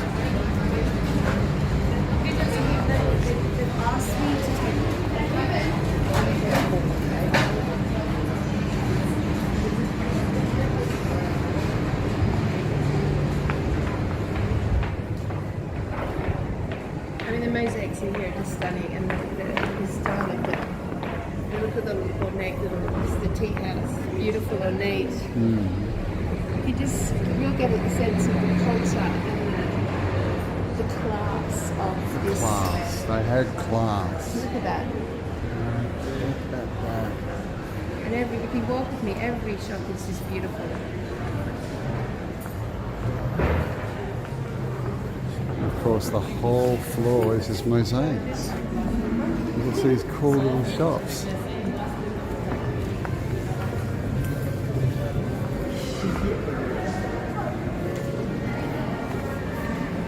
I mean, giant doors, giant beautiful framing. Pillars, nice woodwork. I mean, they just don't finish buildings like this anymore. And look at this. This looks suspiciously like there may have been a dome here at one point. Look at that. Like it looks like that, you know, that's a newer dome, but it's probably just been rebuilt from where the old dome was, right? Big light bulbs. And of course, as under every single dome, always a circle underneath, right? So we stand on this, and we're in the power. That's cute. The clocks. Oh, look. Blowing the You horns. can see how extensive these arcades were. So they're flat. And so we've just come in from your left. So, Every point is... and everything is just, everything's finished. Keep following me. It's just all art. It's all information. All the wrought iron. Oh, there's some photos that we've got one of the alleyways. Okay, so we've got an alleyway here and another one there. Oh, nice heat. Where's that from? Wow. And so these little alleyways in Melbourne are everywhere. Again, they're really beautiful, ornate. You feel like you could be in any culture in the world. Yeah, they're so cool. And if you're in Melbourne, that's where the food is. Yeah. So if you're really hungry like me and you're walking around the streets, go down an alley, because I didn't work that out. We have no time to stop for food. So you can see here we've got, they haven't been touched basically. But all originally red brick. Look at it. And you can see, look at these windows. Yeah. They've been retrofitted. You can see the big archways that have been filled in, the columns. They've painted it and then just let it go to crap. And if we walk around the corner to get one of these ones, it's amazing. And again, this is how they get rid of the old world, right? With their building codes and all this stuff. And so they let them, you know, deteriorate, and then they say that they're no longer safe. They don't meet the building standards, and so we have to knock them over for everyone's safety. Exactly. Right? So we're going to have to cross the road to get this one. So they want us to believe they're destroying our history and culture for our benefit. All right, guys, so I'm on the other side of the road here now, and you can see, I mean, come on, it's just all Tartaria, right? And of course, Tartaria just means old world, but we're talking about Tartarian consciousness again. Look at the information encoded in this building. Now, can you see that?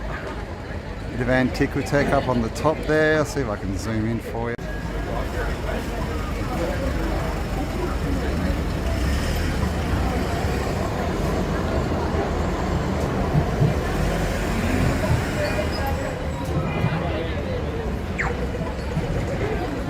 This is just sitting up there on the top of this building in Melbourne, and we know that these are old antennas.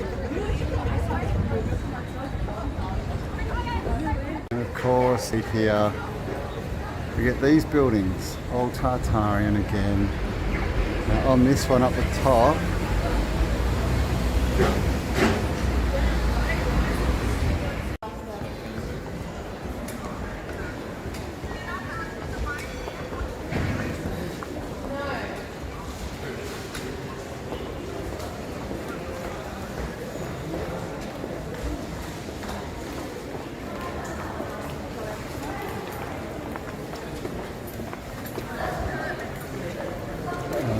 here in our half dome we have Gog and Magog, who of course are giants from England, when England was called, What about Maroon?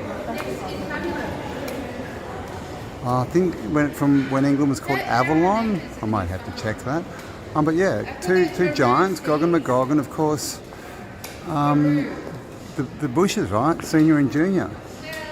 They're like they're you know, society names are Gog and Magog. All right, so you see right here, they are Gog and Magog. And here we go. Ring the bell for me, Gog. Come on, ring it. Ring it. And of course, you know, again, very Phoenician, right? Very old school. Nothing at all to do with the new colony of Australia or Melbourne. Alright, so here's some cool buildings. And you'll see up here, we've got some lions. I ain't lying. See if I can get in a bit for you.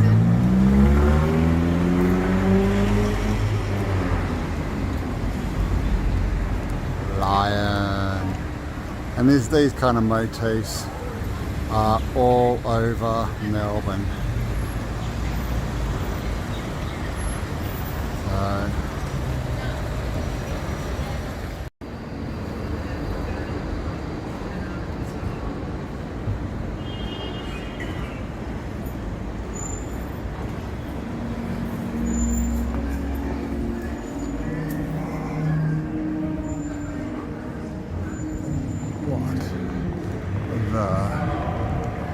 Dooly, guys.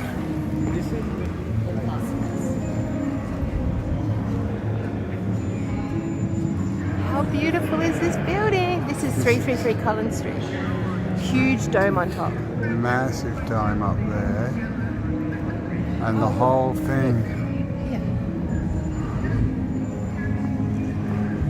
So you can see the dome on the top.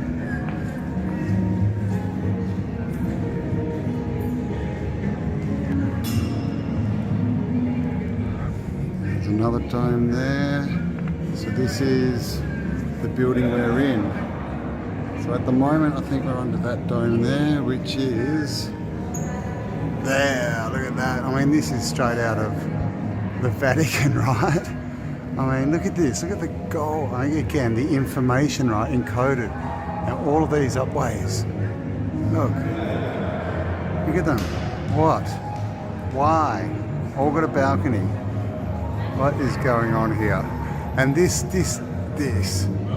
that gold shape, that is everywhere all over Melbourne. We see it everywhere. It's everywhere, that flowery pattern, whatever it is. But I mean, just look at the geometry here, guys. And what do we build today? Boxes.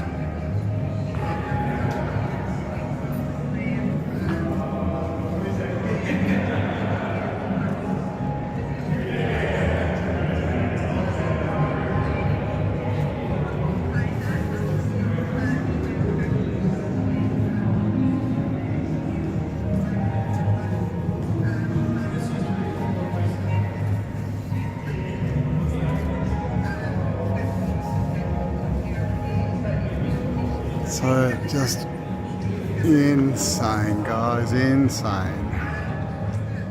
Okay, so here we are inside a shopping centre, and they've got an old Tartarian building inside that they've just built around, and this has, of course, a tower on the top under a massive dome. Now you'll see up the top there, I'm not sure if you can read it, but it says lead pipe and shot factory. So what they're trying to say is that these towers were all built because they were making shot. So basically you heat metal up till it's molten, and then you drop it 7 stories, and in that 7 stories it turns into a sphere and hardens. So at the bottom you get shot, like they used to use in the old guns, right? And that's their story for why we've got these towers everywhere. Of course it has to do with war, right? And what do they put next to it but the octopus? And you can kind of see there it's got one big eye. Big-eyed octopus hanging from the roof right next to the Tartarian, looking like it's about to try and eat it. Let's go back a bit so you can see there. And then there's the old building. So it's quite a big tower, 7 stories tall. How's this one? It's cool, That's good, hey? Very good. Yeah. So they built this whole arcade around it. Obviously chucked a big fat dome on top of it, or pyramidic structure. Yeah. And it's interesting because they say it's for shot, but what are all the windows there? Yeah. If that's just a tube to drop molten metal down, why are there windows in it? They serve no purpose. They would make the structure weaker and harder to build and more expensive. Doesn't make sense, right? Yeah, and obviously, like, it's pretty friggin' high. It's very tall. Pretty tall. Like, this goes down another 3 floors. Well, I was just thinking, imagine the foundations that this building needs to hold that tower up. Yeah. You don't just whack that on a roof. That tower is the structure, and this building is being built around it, kind of thing. Exactly. So I'm just looking at the quick history of this while we're waiting for our lunch. So 1889 is the date they put on this tower. 1889. Look, I'll show you in this picture, Campbell. So there's the library. Can you see? That's the National Library that's in.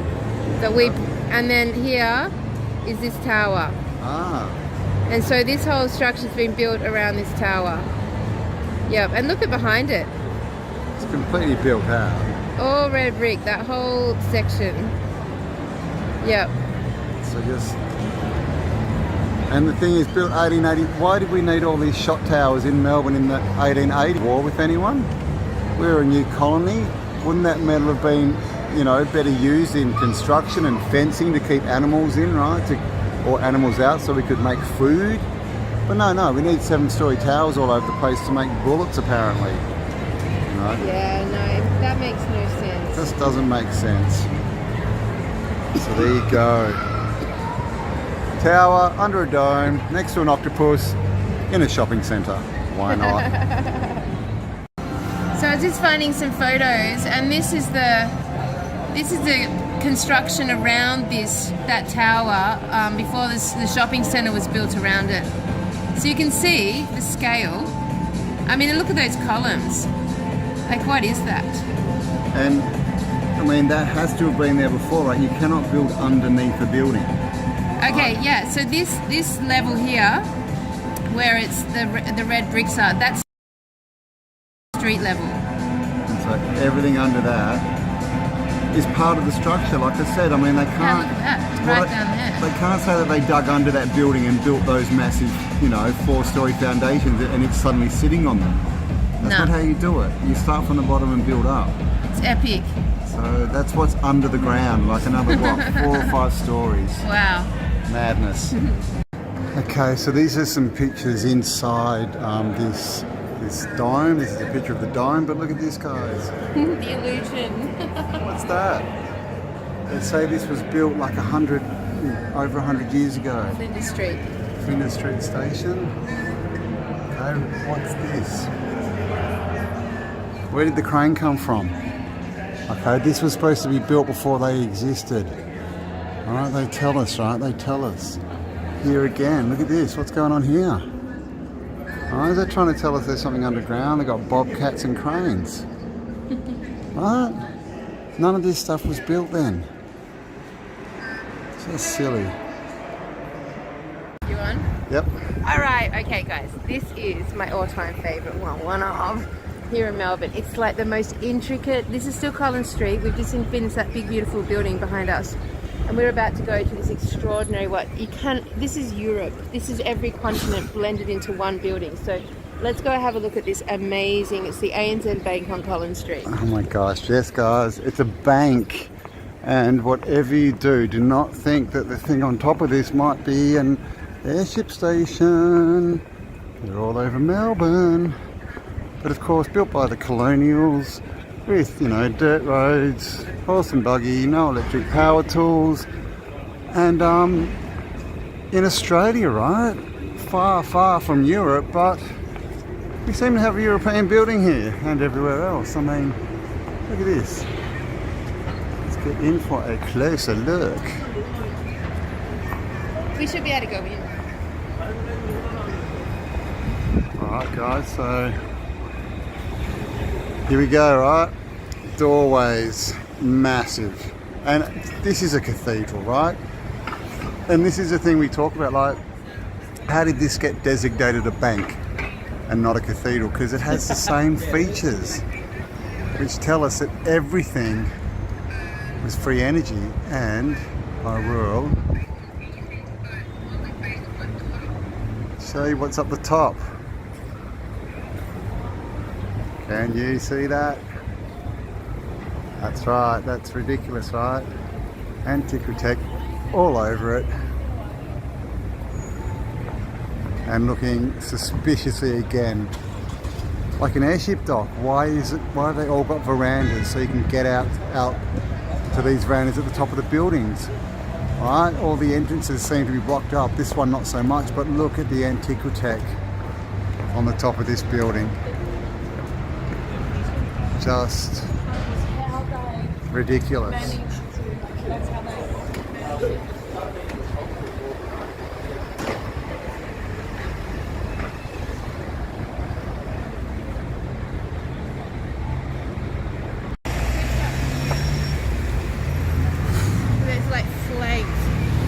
Onto the corner, you'll get the whole effect. Bring it out a bit there. Bring it. I just love it's flanked by these huge black boxes. That's what's all around it, right? You can really see the melding of this old realm with the new hijacked one. Indeed. I mean, that's ridiculous. That's got, again, it's one of those buildings with every feature in it, right? I mean, faces, dragons, golems, porticos, ghouls, archways, onion domes, buildings, stars, like balconies, Antiquitech, domes. yeah, towers, flowers. Oh my God! It's got it all. These funny little balconies we see everywhere that make no sense. Everywhere. It's just, but it's a bank, guys. It's just a bank. And look around. You can see money. that it's the whole corner. Every one of these buildings. Oh wow! Yeah, all up there. Yeah. And of course, just to let you know you're in Melbourne, we have dragons. Right, they're everywhere. Yeah. They are everywhere. Let's go see if we can get inside. Yeah, let's go have a look inside. Okay guys, so you can see windows there. Stairs going up, and of course, windows get bigger as they go down the street, right?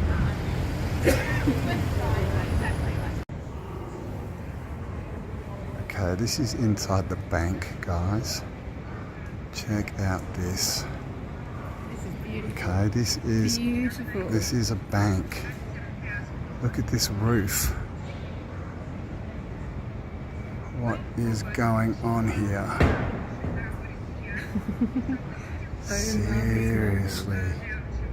And not to mention these roofs are like, these are 40-foot roofs, easy. You know, you can see definitely they've changed the logos here, right? The branding. But these arches, it's so reminiscent of cathedrals. They got that, you know, that Vesica Pisces kind of look to them. On columns, all ornate, all gold. Look at this. This is the entranceway. It's a complete carved wooden box. And also it's about 20 foot tall. And these are cathedral windows. These are what we call cathedral windows. But we're in a bank. We're in a bank, apparently.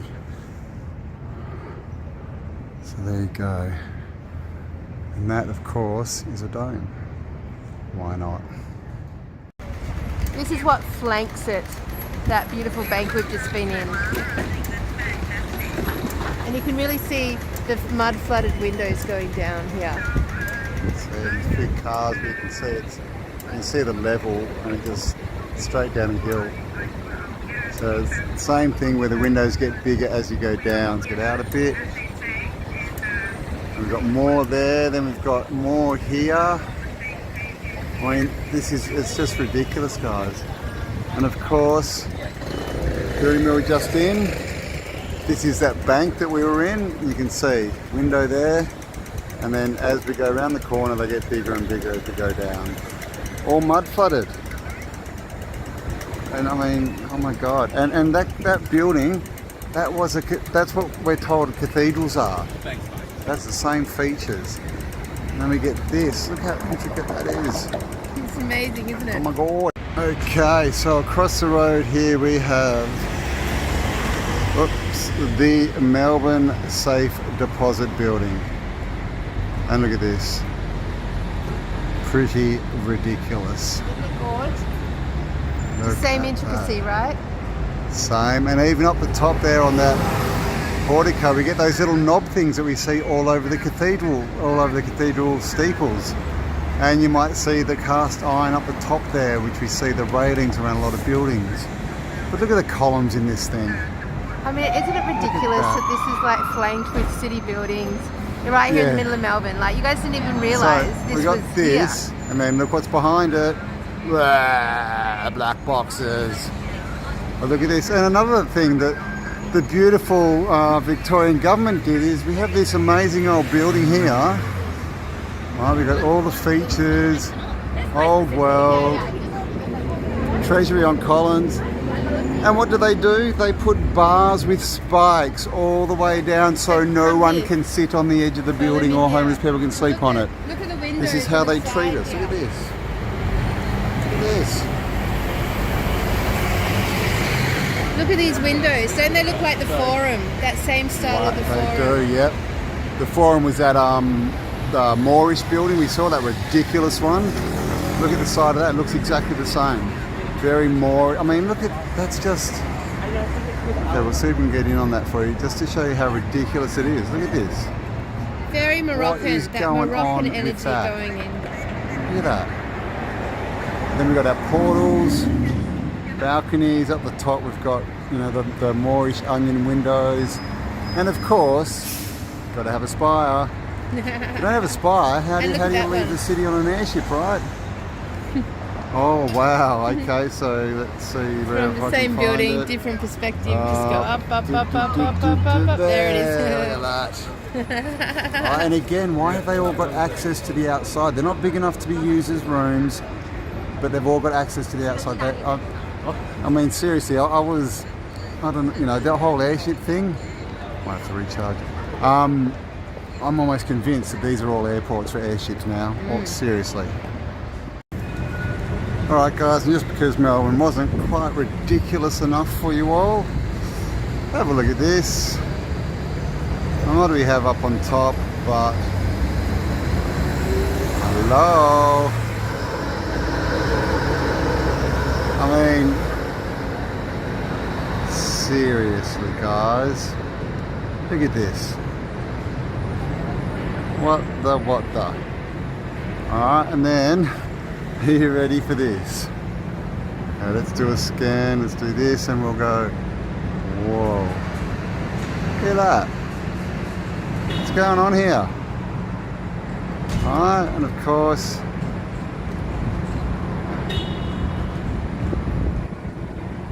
got another steeple just behind there. Can you see it? The hat there with the ball on the top. And another one there. This place is just, look at that. Look at that. Guys. Oh my God. Amazing. And of course, always got the black cubes behind them with no information encoded in them at all. But look what we got in the front. It's all there for us to find. Here's a bit of a better shot. See if I can get in for you.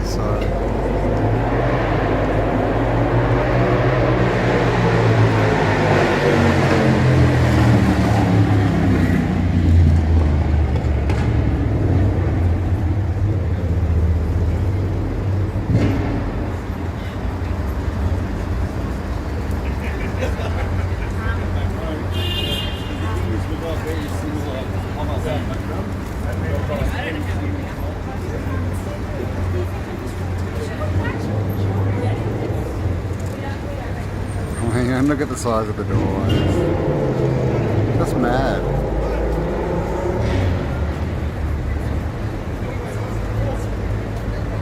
And again, that steeple, man, how cool is that? Look at it.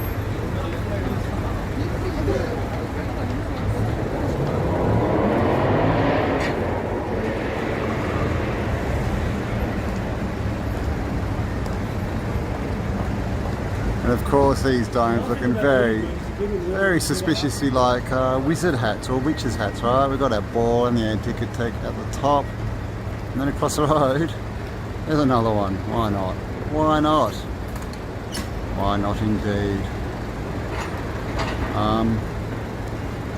All built with hand tools, horse and cart, and no experience. So this is the Melbourne Library. There's the dome. This thing is massive. And of course, we've got all the steps going up to it. So it's pretty cool. Carbonate what? This petition. Sign this. Yeah, no worries. All right, so Here we are. National Library. Built 20 years after Melbourne's foundation was founded, and you can see the scale of it. So up until this moment, I haven't been able to go inside. So we're going to go inside now. But we love this light fitting here. Very, very Egyptian-looking lighting. He didn't even know how this works, though. And of course, we've got the slaying the dragon up there in the sculpture. And Cambell showed you the buried pillar, the metaphor for the fall of marvellous Melbourne. The mud flood. And apparently that's St. George, and that's supposed to be Joan of Arc apparently over there. So just look at the scale. I mean, if you're a beginning nation or a beginning city just as Melbourne, and you're working here, and you make some decisions as a town planner, like a national library, straight off the bat. Straight off the bat. And this is what you build, and of course... Did they even have books, that many books back then? Exactly. Available? How many books are in Australia? And of course, guys, a couple of checkerboards out the front. How many books were in Australia 20 years after Melbourne was founded? Indeed. That's the question. And look at that bit there. Why have they closed in all the windows? Yeah. What's going on there? And so this goes so far down, and there's a huge dome on top. And of course, guys, there's water everywhere. We have shells. Yeah. Shells. Now we see this iconography everywhere, and of course, unfortunately, the council are putting sticks everywhere to stop the birds landing. It looks so violent. doesn't So it? it's this juxtaposition, isn't it, of like, you know, sort of letting some of the old world there, but they just, nothing else is allowed, right? So we should be able to look at the dome.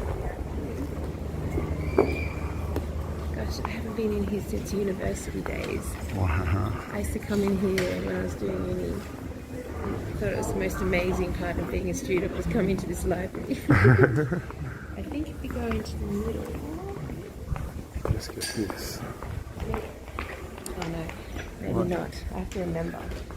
Look at this, guys. Nice windows, stained glass inside. Very cool. And I'm going to look at this. Right. So I can go either upstairs or through. So this is old world, but this has obviously all been, you know, resurfaced, refacaded. There'd be columns under here. You can still see, you know, like we've still got the 6-pointed wheel, the spoke wheel there on the top of the columns. Oh, and look, we even have That's beautiful. a little cast iron Yeah. stairway, spiral staircase. Let's see. That's where we all go to spiral up. How odd. Nice dragon Why there. are you so prevalent here in Melbourne? Oh, dragon. Dragon's chin that we've got, like, got our owl hiding there. Puff But then the it's all- magic dragon. There's like Australian alligators, we've got a kookaburra, butterfly, we've got This isn't actually an old reading sculpture. Apparently not an old sculpture. Yeah, this is new. We've got a possum, but it's all, Australian, but this big dragon wrapping around it all. Alright, Hello, are you Puff. guys ready to Okay. see the interior of the library? This is, we're going under the dome of the Melbourne State Library.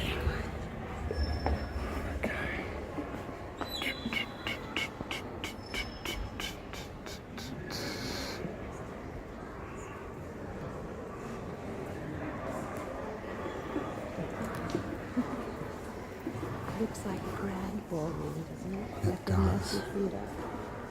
Like, this is so big, guys, and it's so ornate. I don't get closer to looking at the ornateness of the banisters. It's just these little balconies everywhere. Hotel Windows. All this, you know, the usual facading. This is Again. the dome that in lots of the photos it goes up and it goes down. Yeah, it goes yeah. up and This is the breathing dome. And yeah, again, all this, you know, facading has got nothing to do with Australia at all. I mean, this is so spectacular and grand. It's ridiculous. And that dome is what? I mean, that's more than 100 foot up, isn't it? That's huge. So this was built 20 years after Melbourne was founded, like this scale, 20 years. Let's go up to the top there and see what it looks like for coming down. Oh, all right. All right, so we're upstairs in the National Gallery, and what have we found here, Kelly? Some giant books. And look how elaborate these giant books are. These are gorgeous. These are books from the old. These are Tartarian books. Yeah. They're beautiful, they're illustrated, they're massive, and look at the illustrations. And that is, you know, these are the pictures we've been showing for ages of these star cities, right? Yeah. Is that Melbourne? Yeah. Is that Melbourne? It totally looks like a star city. It is a star Let city. me read. Let me take a 100%. photo. Everything. Oh no, that's Paris. That's Paris, so that's Paris. So Now, across here we've got another giant and book that and another map.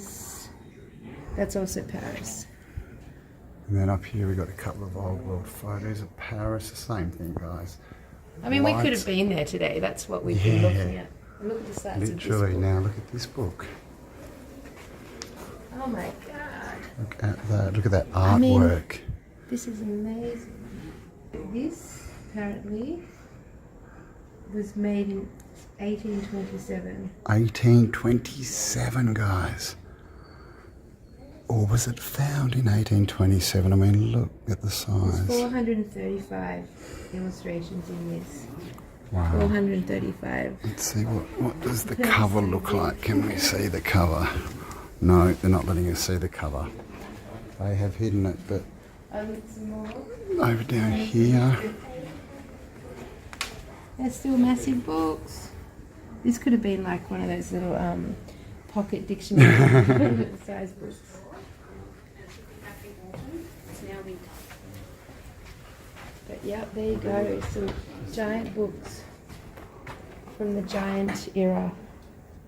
And of I course, mean, look how intricate and gorgeous they are. This is before the printing press. and we can only see one page. We can't see what else is in these books. 1845. And they won't let us see the covers the way they're set up. But I mean, look at this picture, guys. Look at this. I mean, That's as intricate as the buildings, right? Yeah, absolutely. We almost passed these giant books. How great, there's giant books here in Melbourne.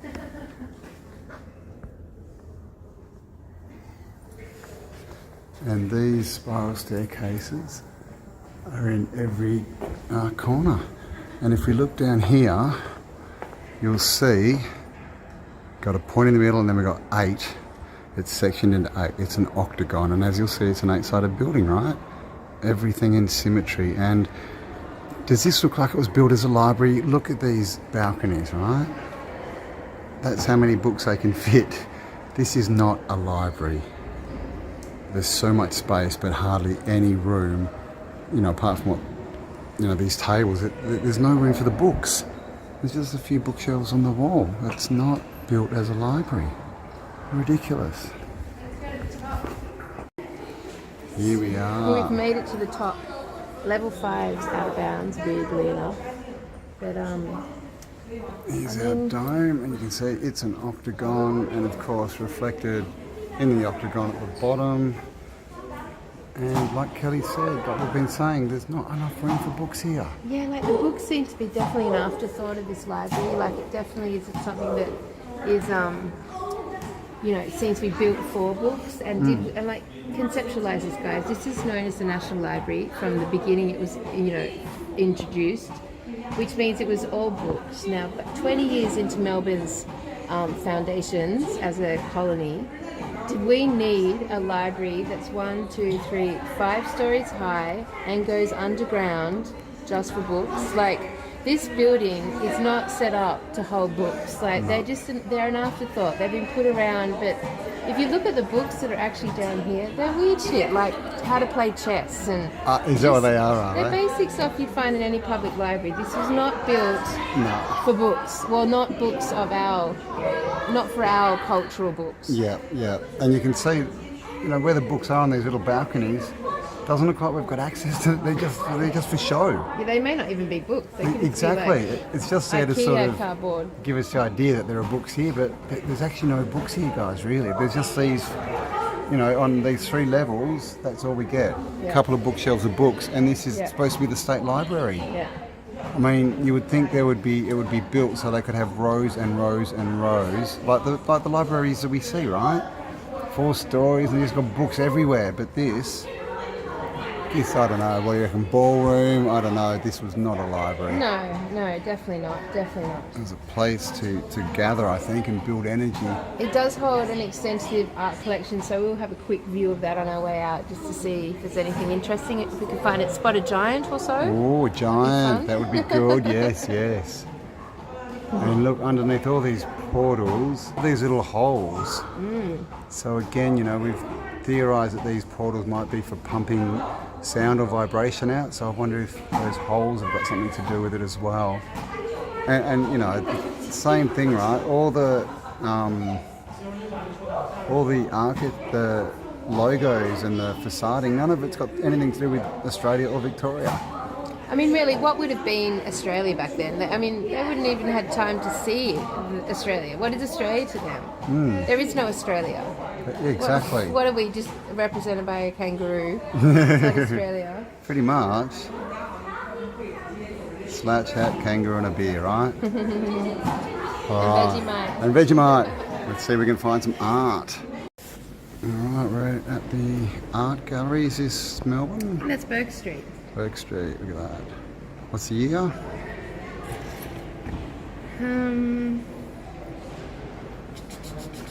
1912. 1912. Got some old trams here. Again, Melbourne in the That past. is Collins Street, 1912. 1912, completely built out. And trams, mud flooded floors though. Yeah, Look at the yeah, dirt floors. exactly right. No roads It's like the yet. trams are coming through the dirt. Bit of East Melbourne apparently, landscapes. that's East Melbourne. East Melbourne. A bit made up there, that one. Oh, is that Rasputin? No. That is Alan Panton. Don't know who that is. No. That is a light. All right, that's St. Paul's. St. Paul's, so that's the cathedral. So this is the bridge. So apparently Flinders Street's around here, I think. Anyway. And again, built out but mud all over the roads. This is, of course, what they want us to believe. This is Port Phillip. So this is Melbourne in 1836. Okay, so this is 1836, and you've seen the pictures, right? Of what was it, around 1860, I think, and it was completely built out. Yeah, 40 completely. years later.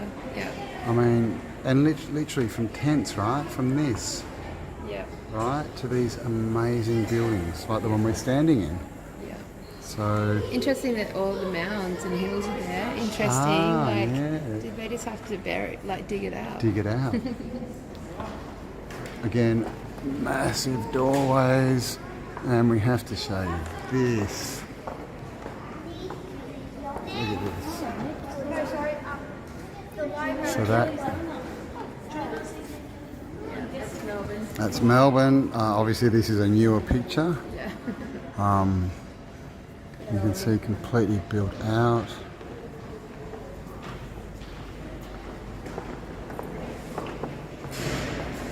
Here we have an old dingy image of the old world. Here we go, 1889. I mean, and that almost looks like a photo. That's pretty cool. 1889, everything built up, finished out. But look at the roads, they're still dirt. And guys, look, can you see this man carrying his baskets? Yeah. That's the level of tech, Yeah. all right? But they Although- built this. Yeah. And then there's the lights. They do have the trams there They got the running trams. through the dirt. The tram's running, but everyone else is just on horse and cart. Yeah. Yeah. All right? Doesn't make sense, and of course, antiquity. So do you remember we showed you the construction site? Where we showed that's this. Oh, That wow. is where so that's the town hall we showed you, and that's the construction site. That's where this has all been taken down. But they've ripped it all down Yeah. and they're replacing it with Yeah. black boxes.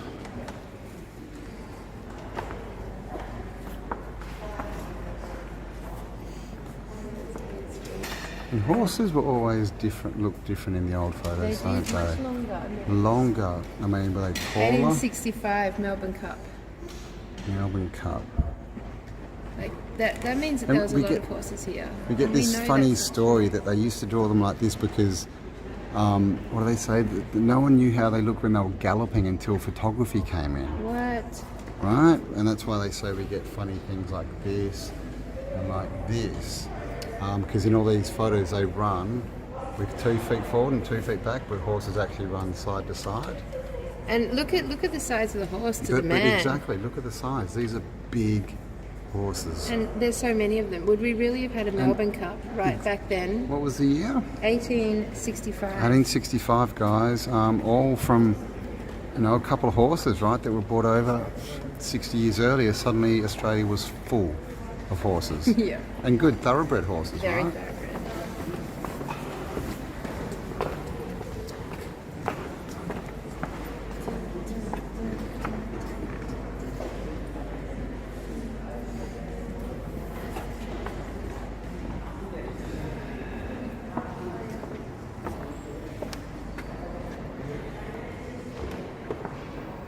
Who any of these people Oh, are. what's that? So pretty. Okay, that is. Oh, do they look like pyramids at all peoples? This is the homestead. I don't know. Don't know. No, but very pyramid looking. What's this? And then we have, of course, right? This is called Black Thursday. We have to have the war, you know. 1851. Look at the It's about sky. devastating fire. Ah, okay. Fires, of course. I mean, look at the sky. Smoke, red. And everyone's just, I don't know, losing it, right? Because there's a fire somewhere. These people don't seem to be near the fire. What is that? Yeah. Looks like a dragon. So that's a kangaroo, by the way. This was not painted in Australia. Hang on, let me read this. A kangaroo here. It depicts the devastating fire of 1851. Oh, that threatened to consume Victoria. After returning to England, 3 years on this painting. So this is saying this is about a fire in 1851 on Victoria. So there you go. So this apparently is set in Melbourne, Victoria, in 1851. So, okay, so this is 3 years after, gosh, it was founded. So, one, they had to have built up enough in 3 years to have a city to burn. And then, of course, it burnt down. And what they do, rebuild it all. This is the thing about these stories. We get these ridiculous timelines, but then in the middle, they always burnt to the ground and got rebuilt. So it's even Oh my God, and the more, detail in these paintings, like 1851 this was painted. Look at the 1851. lighting on this and the details. We have birds here, so birds falling from the sky, no doubt. But this, I mean, I don't know, it could be a kangaroo, but what are these bits coming out, poking upwards? They look like wings. Yeah, they're weird, it's weird. And of course our sheep, because And what do we what's have, this? like 30,000 What's sheep that? here? What is This is like a machine. Or is it a skull? that? Looks like it's supposed to be a skull, but it looks kind of machine-like, doesn't it? Weird. That is weird. That's a weird painting. Weird painting. I don't know what's in here. And here we have another room, and these, you know, architecture is just insane. Insane.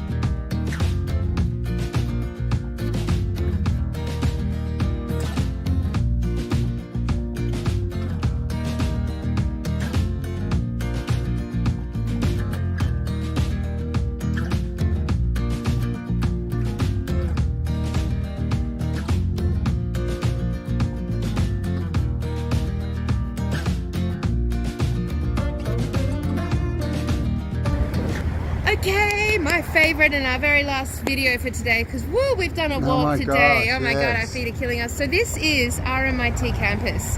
So what? But of course, we've shown you so much today. This is just like yet another of the same style, but we'll do it quickly. It's one of my favourites because it's got a very Harry Potter-esque style. So we'll cross the road.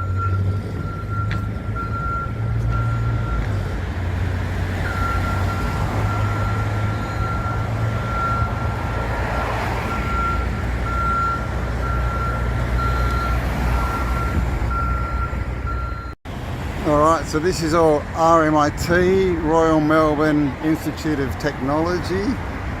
Amazing, isn't it? Of course you need some antiquitech and, you know, an airship base. Of course you need cathedral windows. You need it to look like a church. Yeah. I'm not sure why, but you do. And there you go. So these were all old buildings and they've all been taken over and turned into the Royal Melbourne Institute of Technology. Yeah. And of course, scale of these. completely mud flooded. Yes. I mean, we're just really showing you the same scene over and over and over Yeah. again. I think for the worldwide audience that watches this, you're actually going to be quite blown away by this compilation on Melbourne and how unbelievably non-Australian it is. And this is just like this is just a little bit of what's here. I mean, look at the thickness of this door. I mean, And wow. that's nothing till we get to the front entrance. I mean, this is thick. this is Thick. thick. I mean, these were built to last something. Yeah. Like, it's not like, I mean, you don't build this thick and this solid for no reason. Like there was an intention behind the design of these structures. We don't know what that is yet. This is just a side entrance. It's just a side, just a little door. Just a little door. And when you juxtapose it with the city around you, this is such an extraordinary thing. Like honestly, until you visit the city, the world has no idea. Is that glass in there? No, it's got wood. It's got It's wood got up. wood. Oh, okay, Yeah. it's wood. So something's been blocked off in there. Yeah, I mean, until you actually walk the streets, you really have no idea of how insanely old world Australia is. This is at one of the main entrances.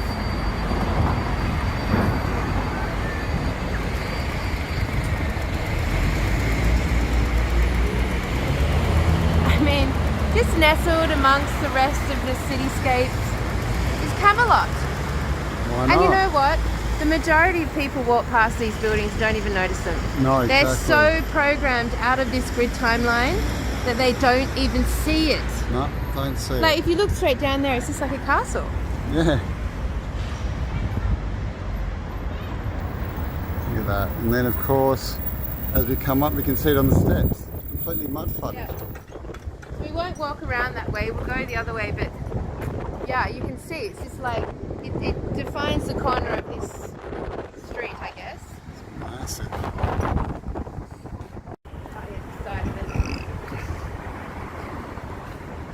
it. This is the side of that building, got the tower up there. Same, I mean, half the buildings here look like they're just cathedrals. And then the other half look like they're castles. I mean, look at this, man. This is like Harry Potter's house. I know, it's so Harry Potter. I love this one. It's just, and of course on the top we've got the square domes that we see with the fencing on them. But so many of these features are mixed over here. Like normally we don't see those roofs on buildings like this. They normally got a bit of a different look, but of course here, and of course guys, what have we got down here, right? But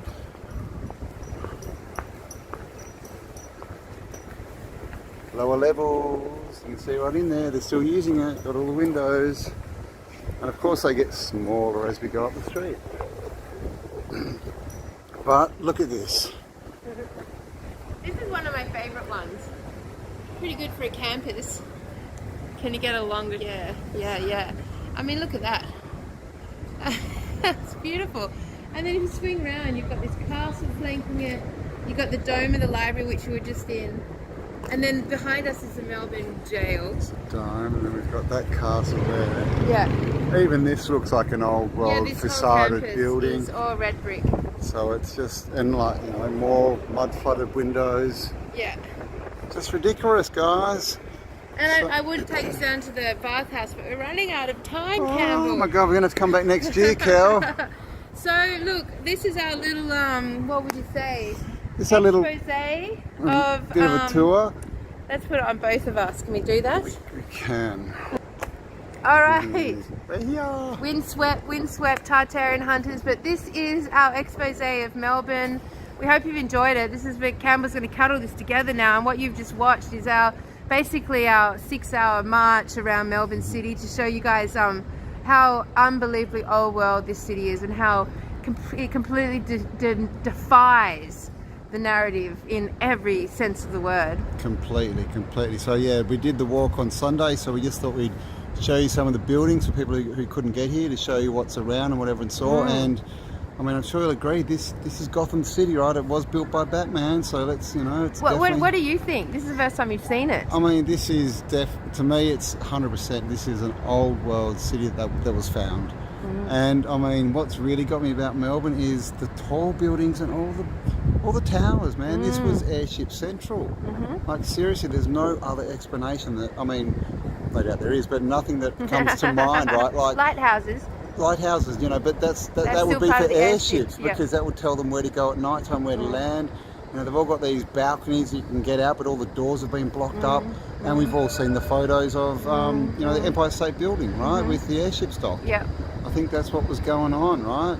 So if anyone wants to come to Melbourne to here in Australia, or anyone in the world sees this and they think, you know, Australia is just like this young country, just got its own uniqueness to it. It's bullshit. This city, this true, we'll do Sydney and we'll do all the other cities, but they're all the same. Like, Australia is the remains of this wonderful civilization that came before the hijacking, and we're no exception here. The difference is we have this amazing 200-year container. Exactly. So we can really you know, cross-reference it really, really well, because after 250 years ago, nothing was meant to be here. Exactly. And of course, all these buildings are the same as the buildings that they tell us are 500-600 years old in Europe. You know, Yeah. like, it's ridiculous. Yeah. So we hope you've enjoyed our little walk. You know, this is mainly for everyone who hasn't been to Australia, but everyone who was here. I mean, it's just ridiculous, right? Australia, 200 years old. Meh. Melbourne formed. Oh my God. First people here, 1835. A city, Yeah. 1848, and by 1860, the richest city in the world and completely built out. Yep, absolutely. Doesn't make sense. Well, my feet are sore, we're hungry, it's freezing cold. We're going to get some food, go sit down, and bid you all adieu, and we will talk to you all on the next upload. Love ya. Love you all. Bye.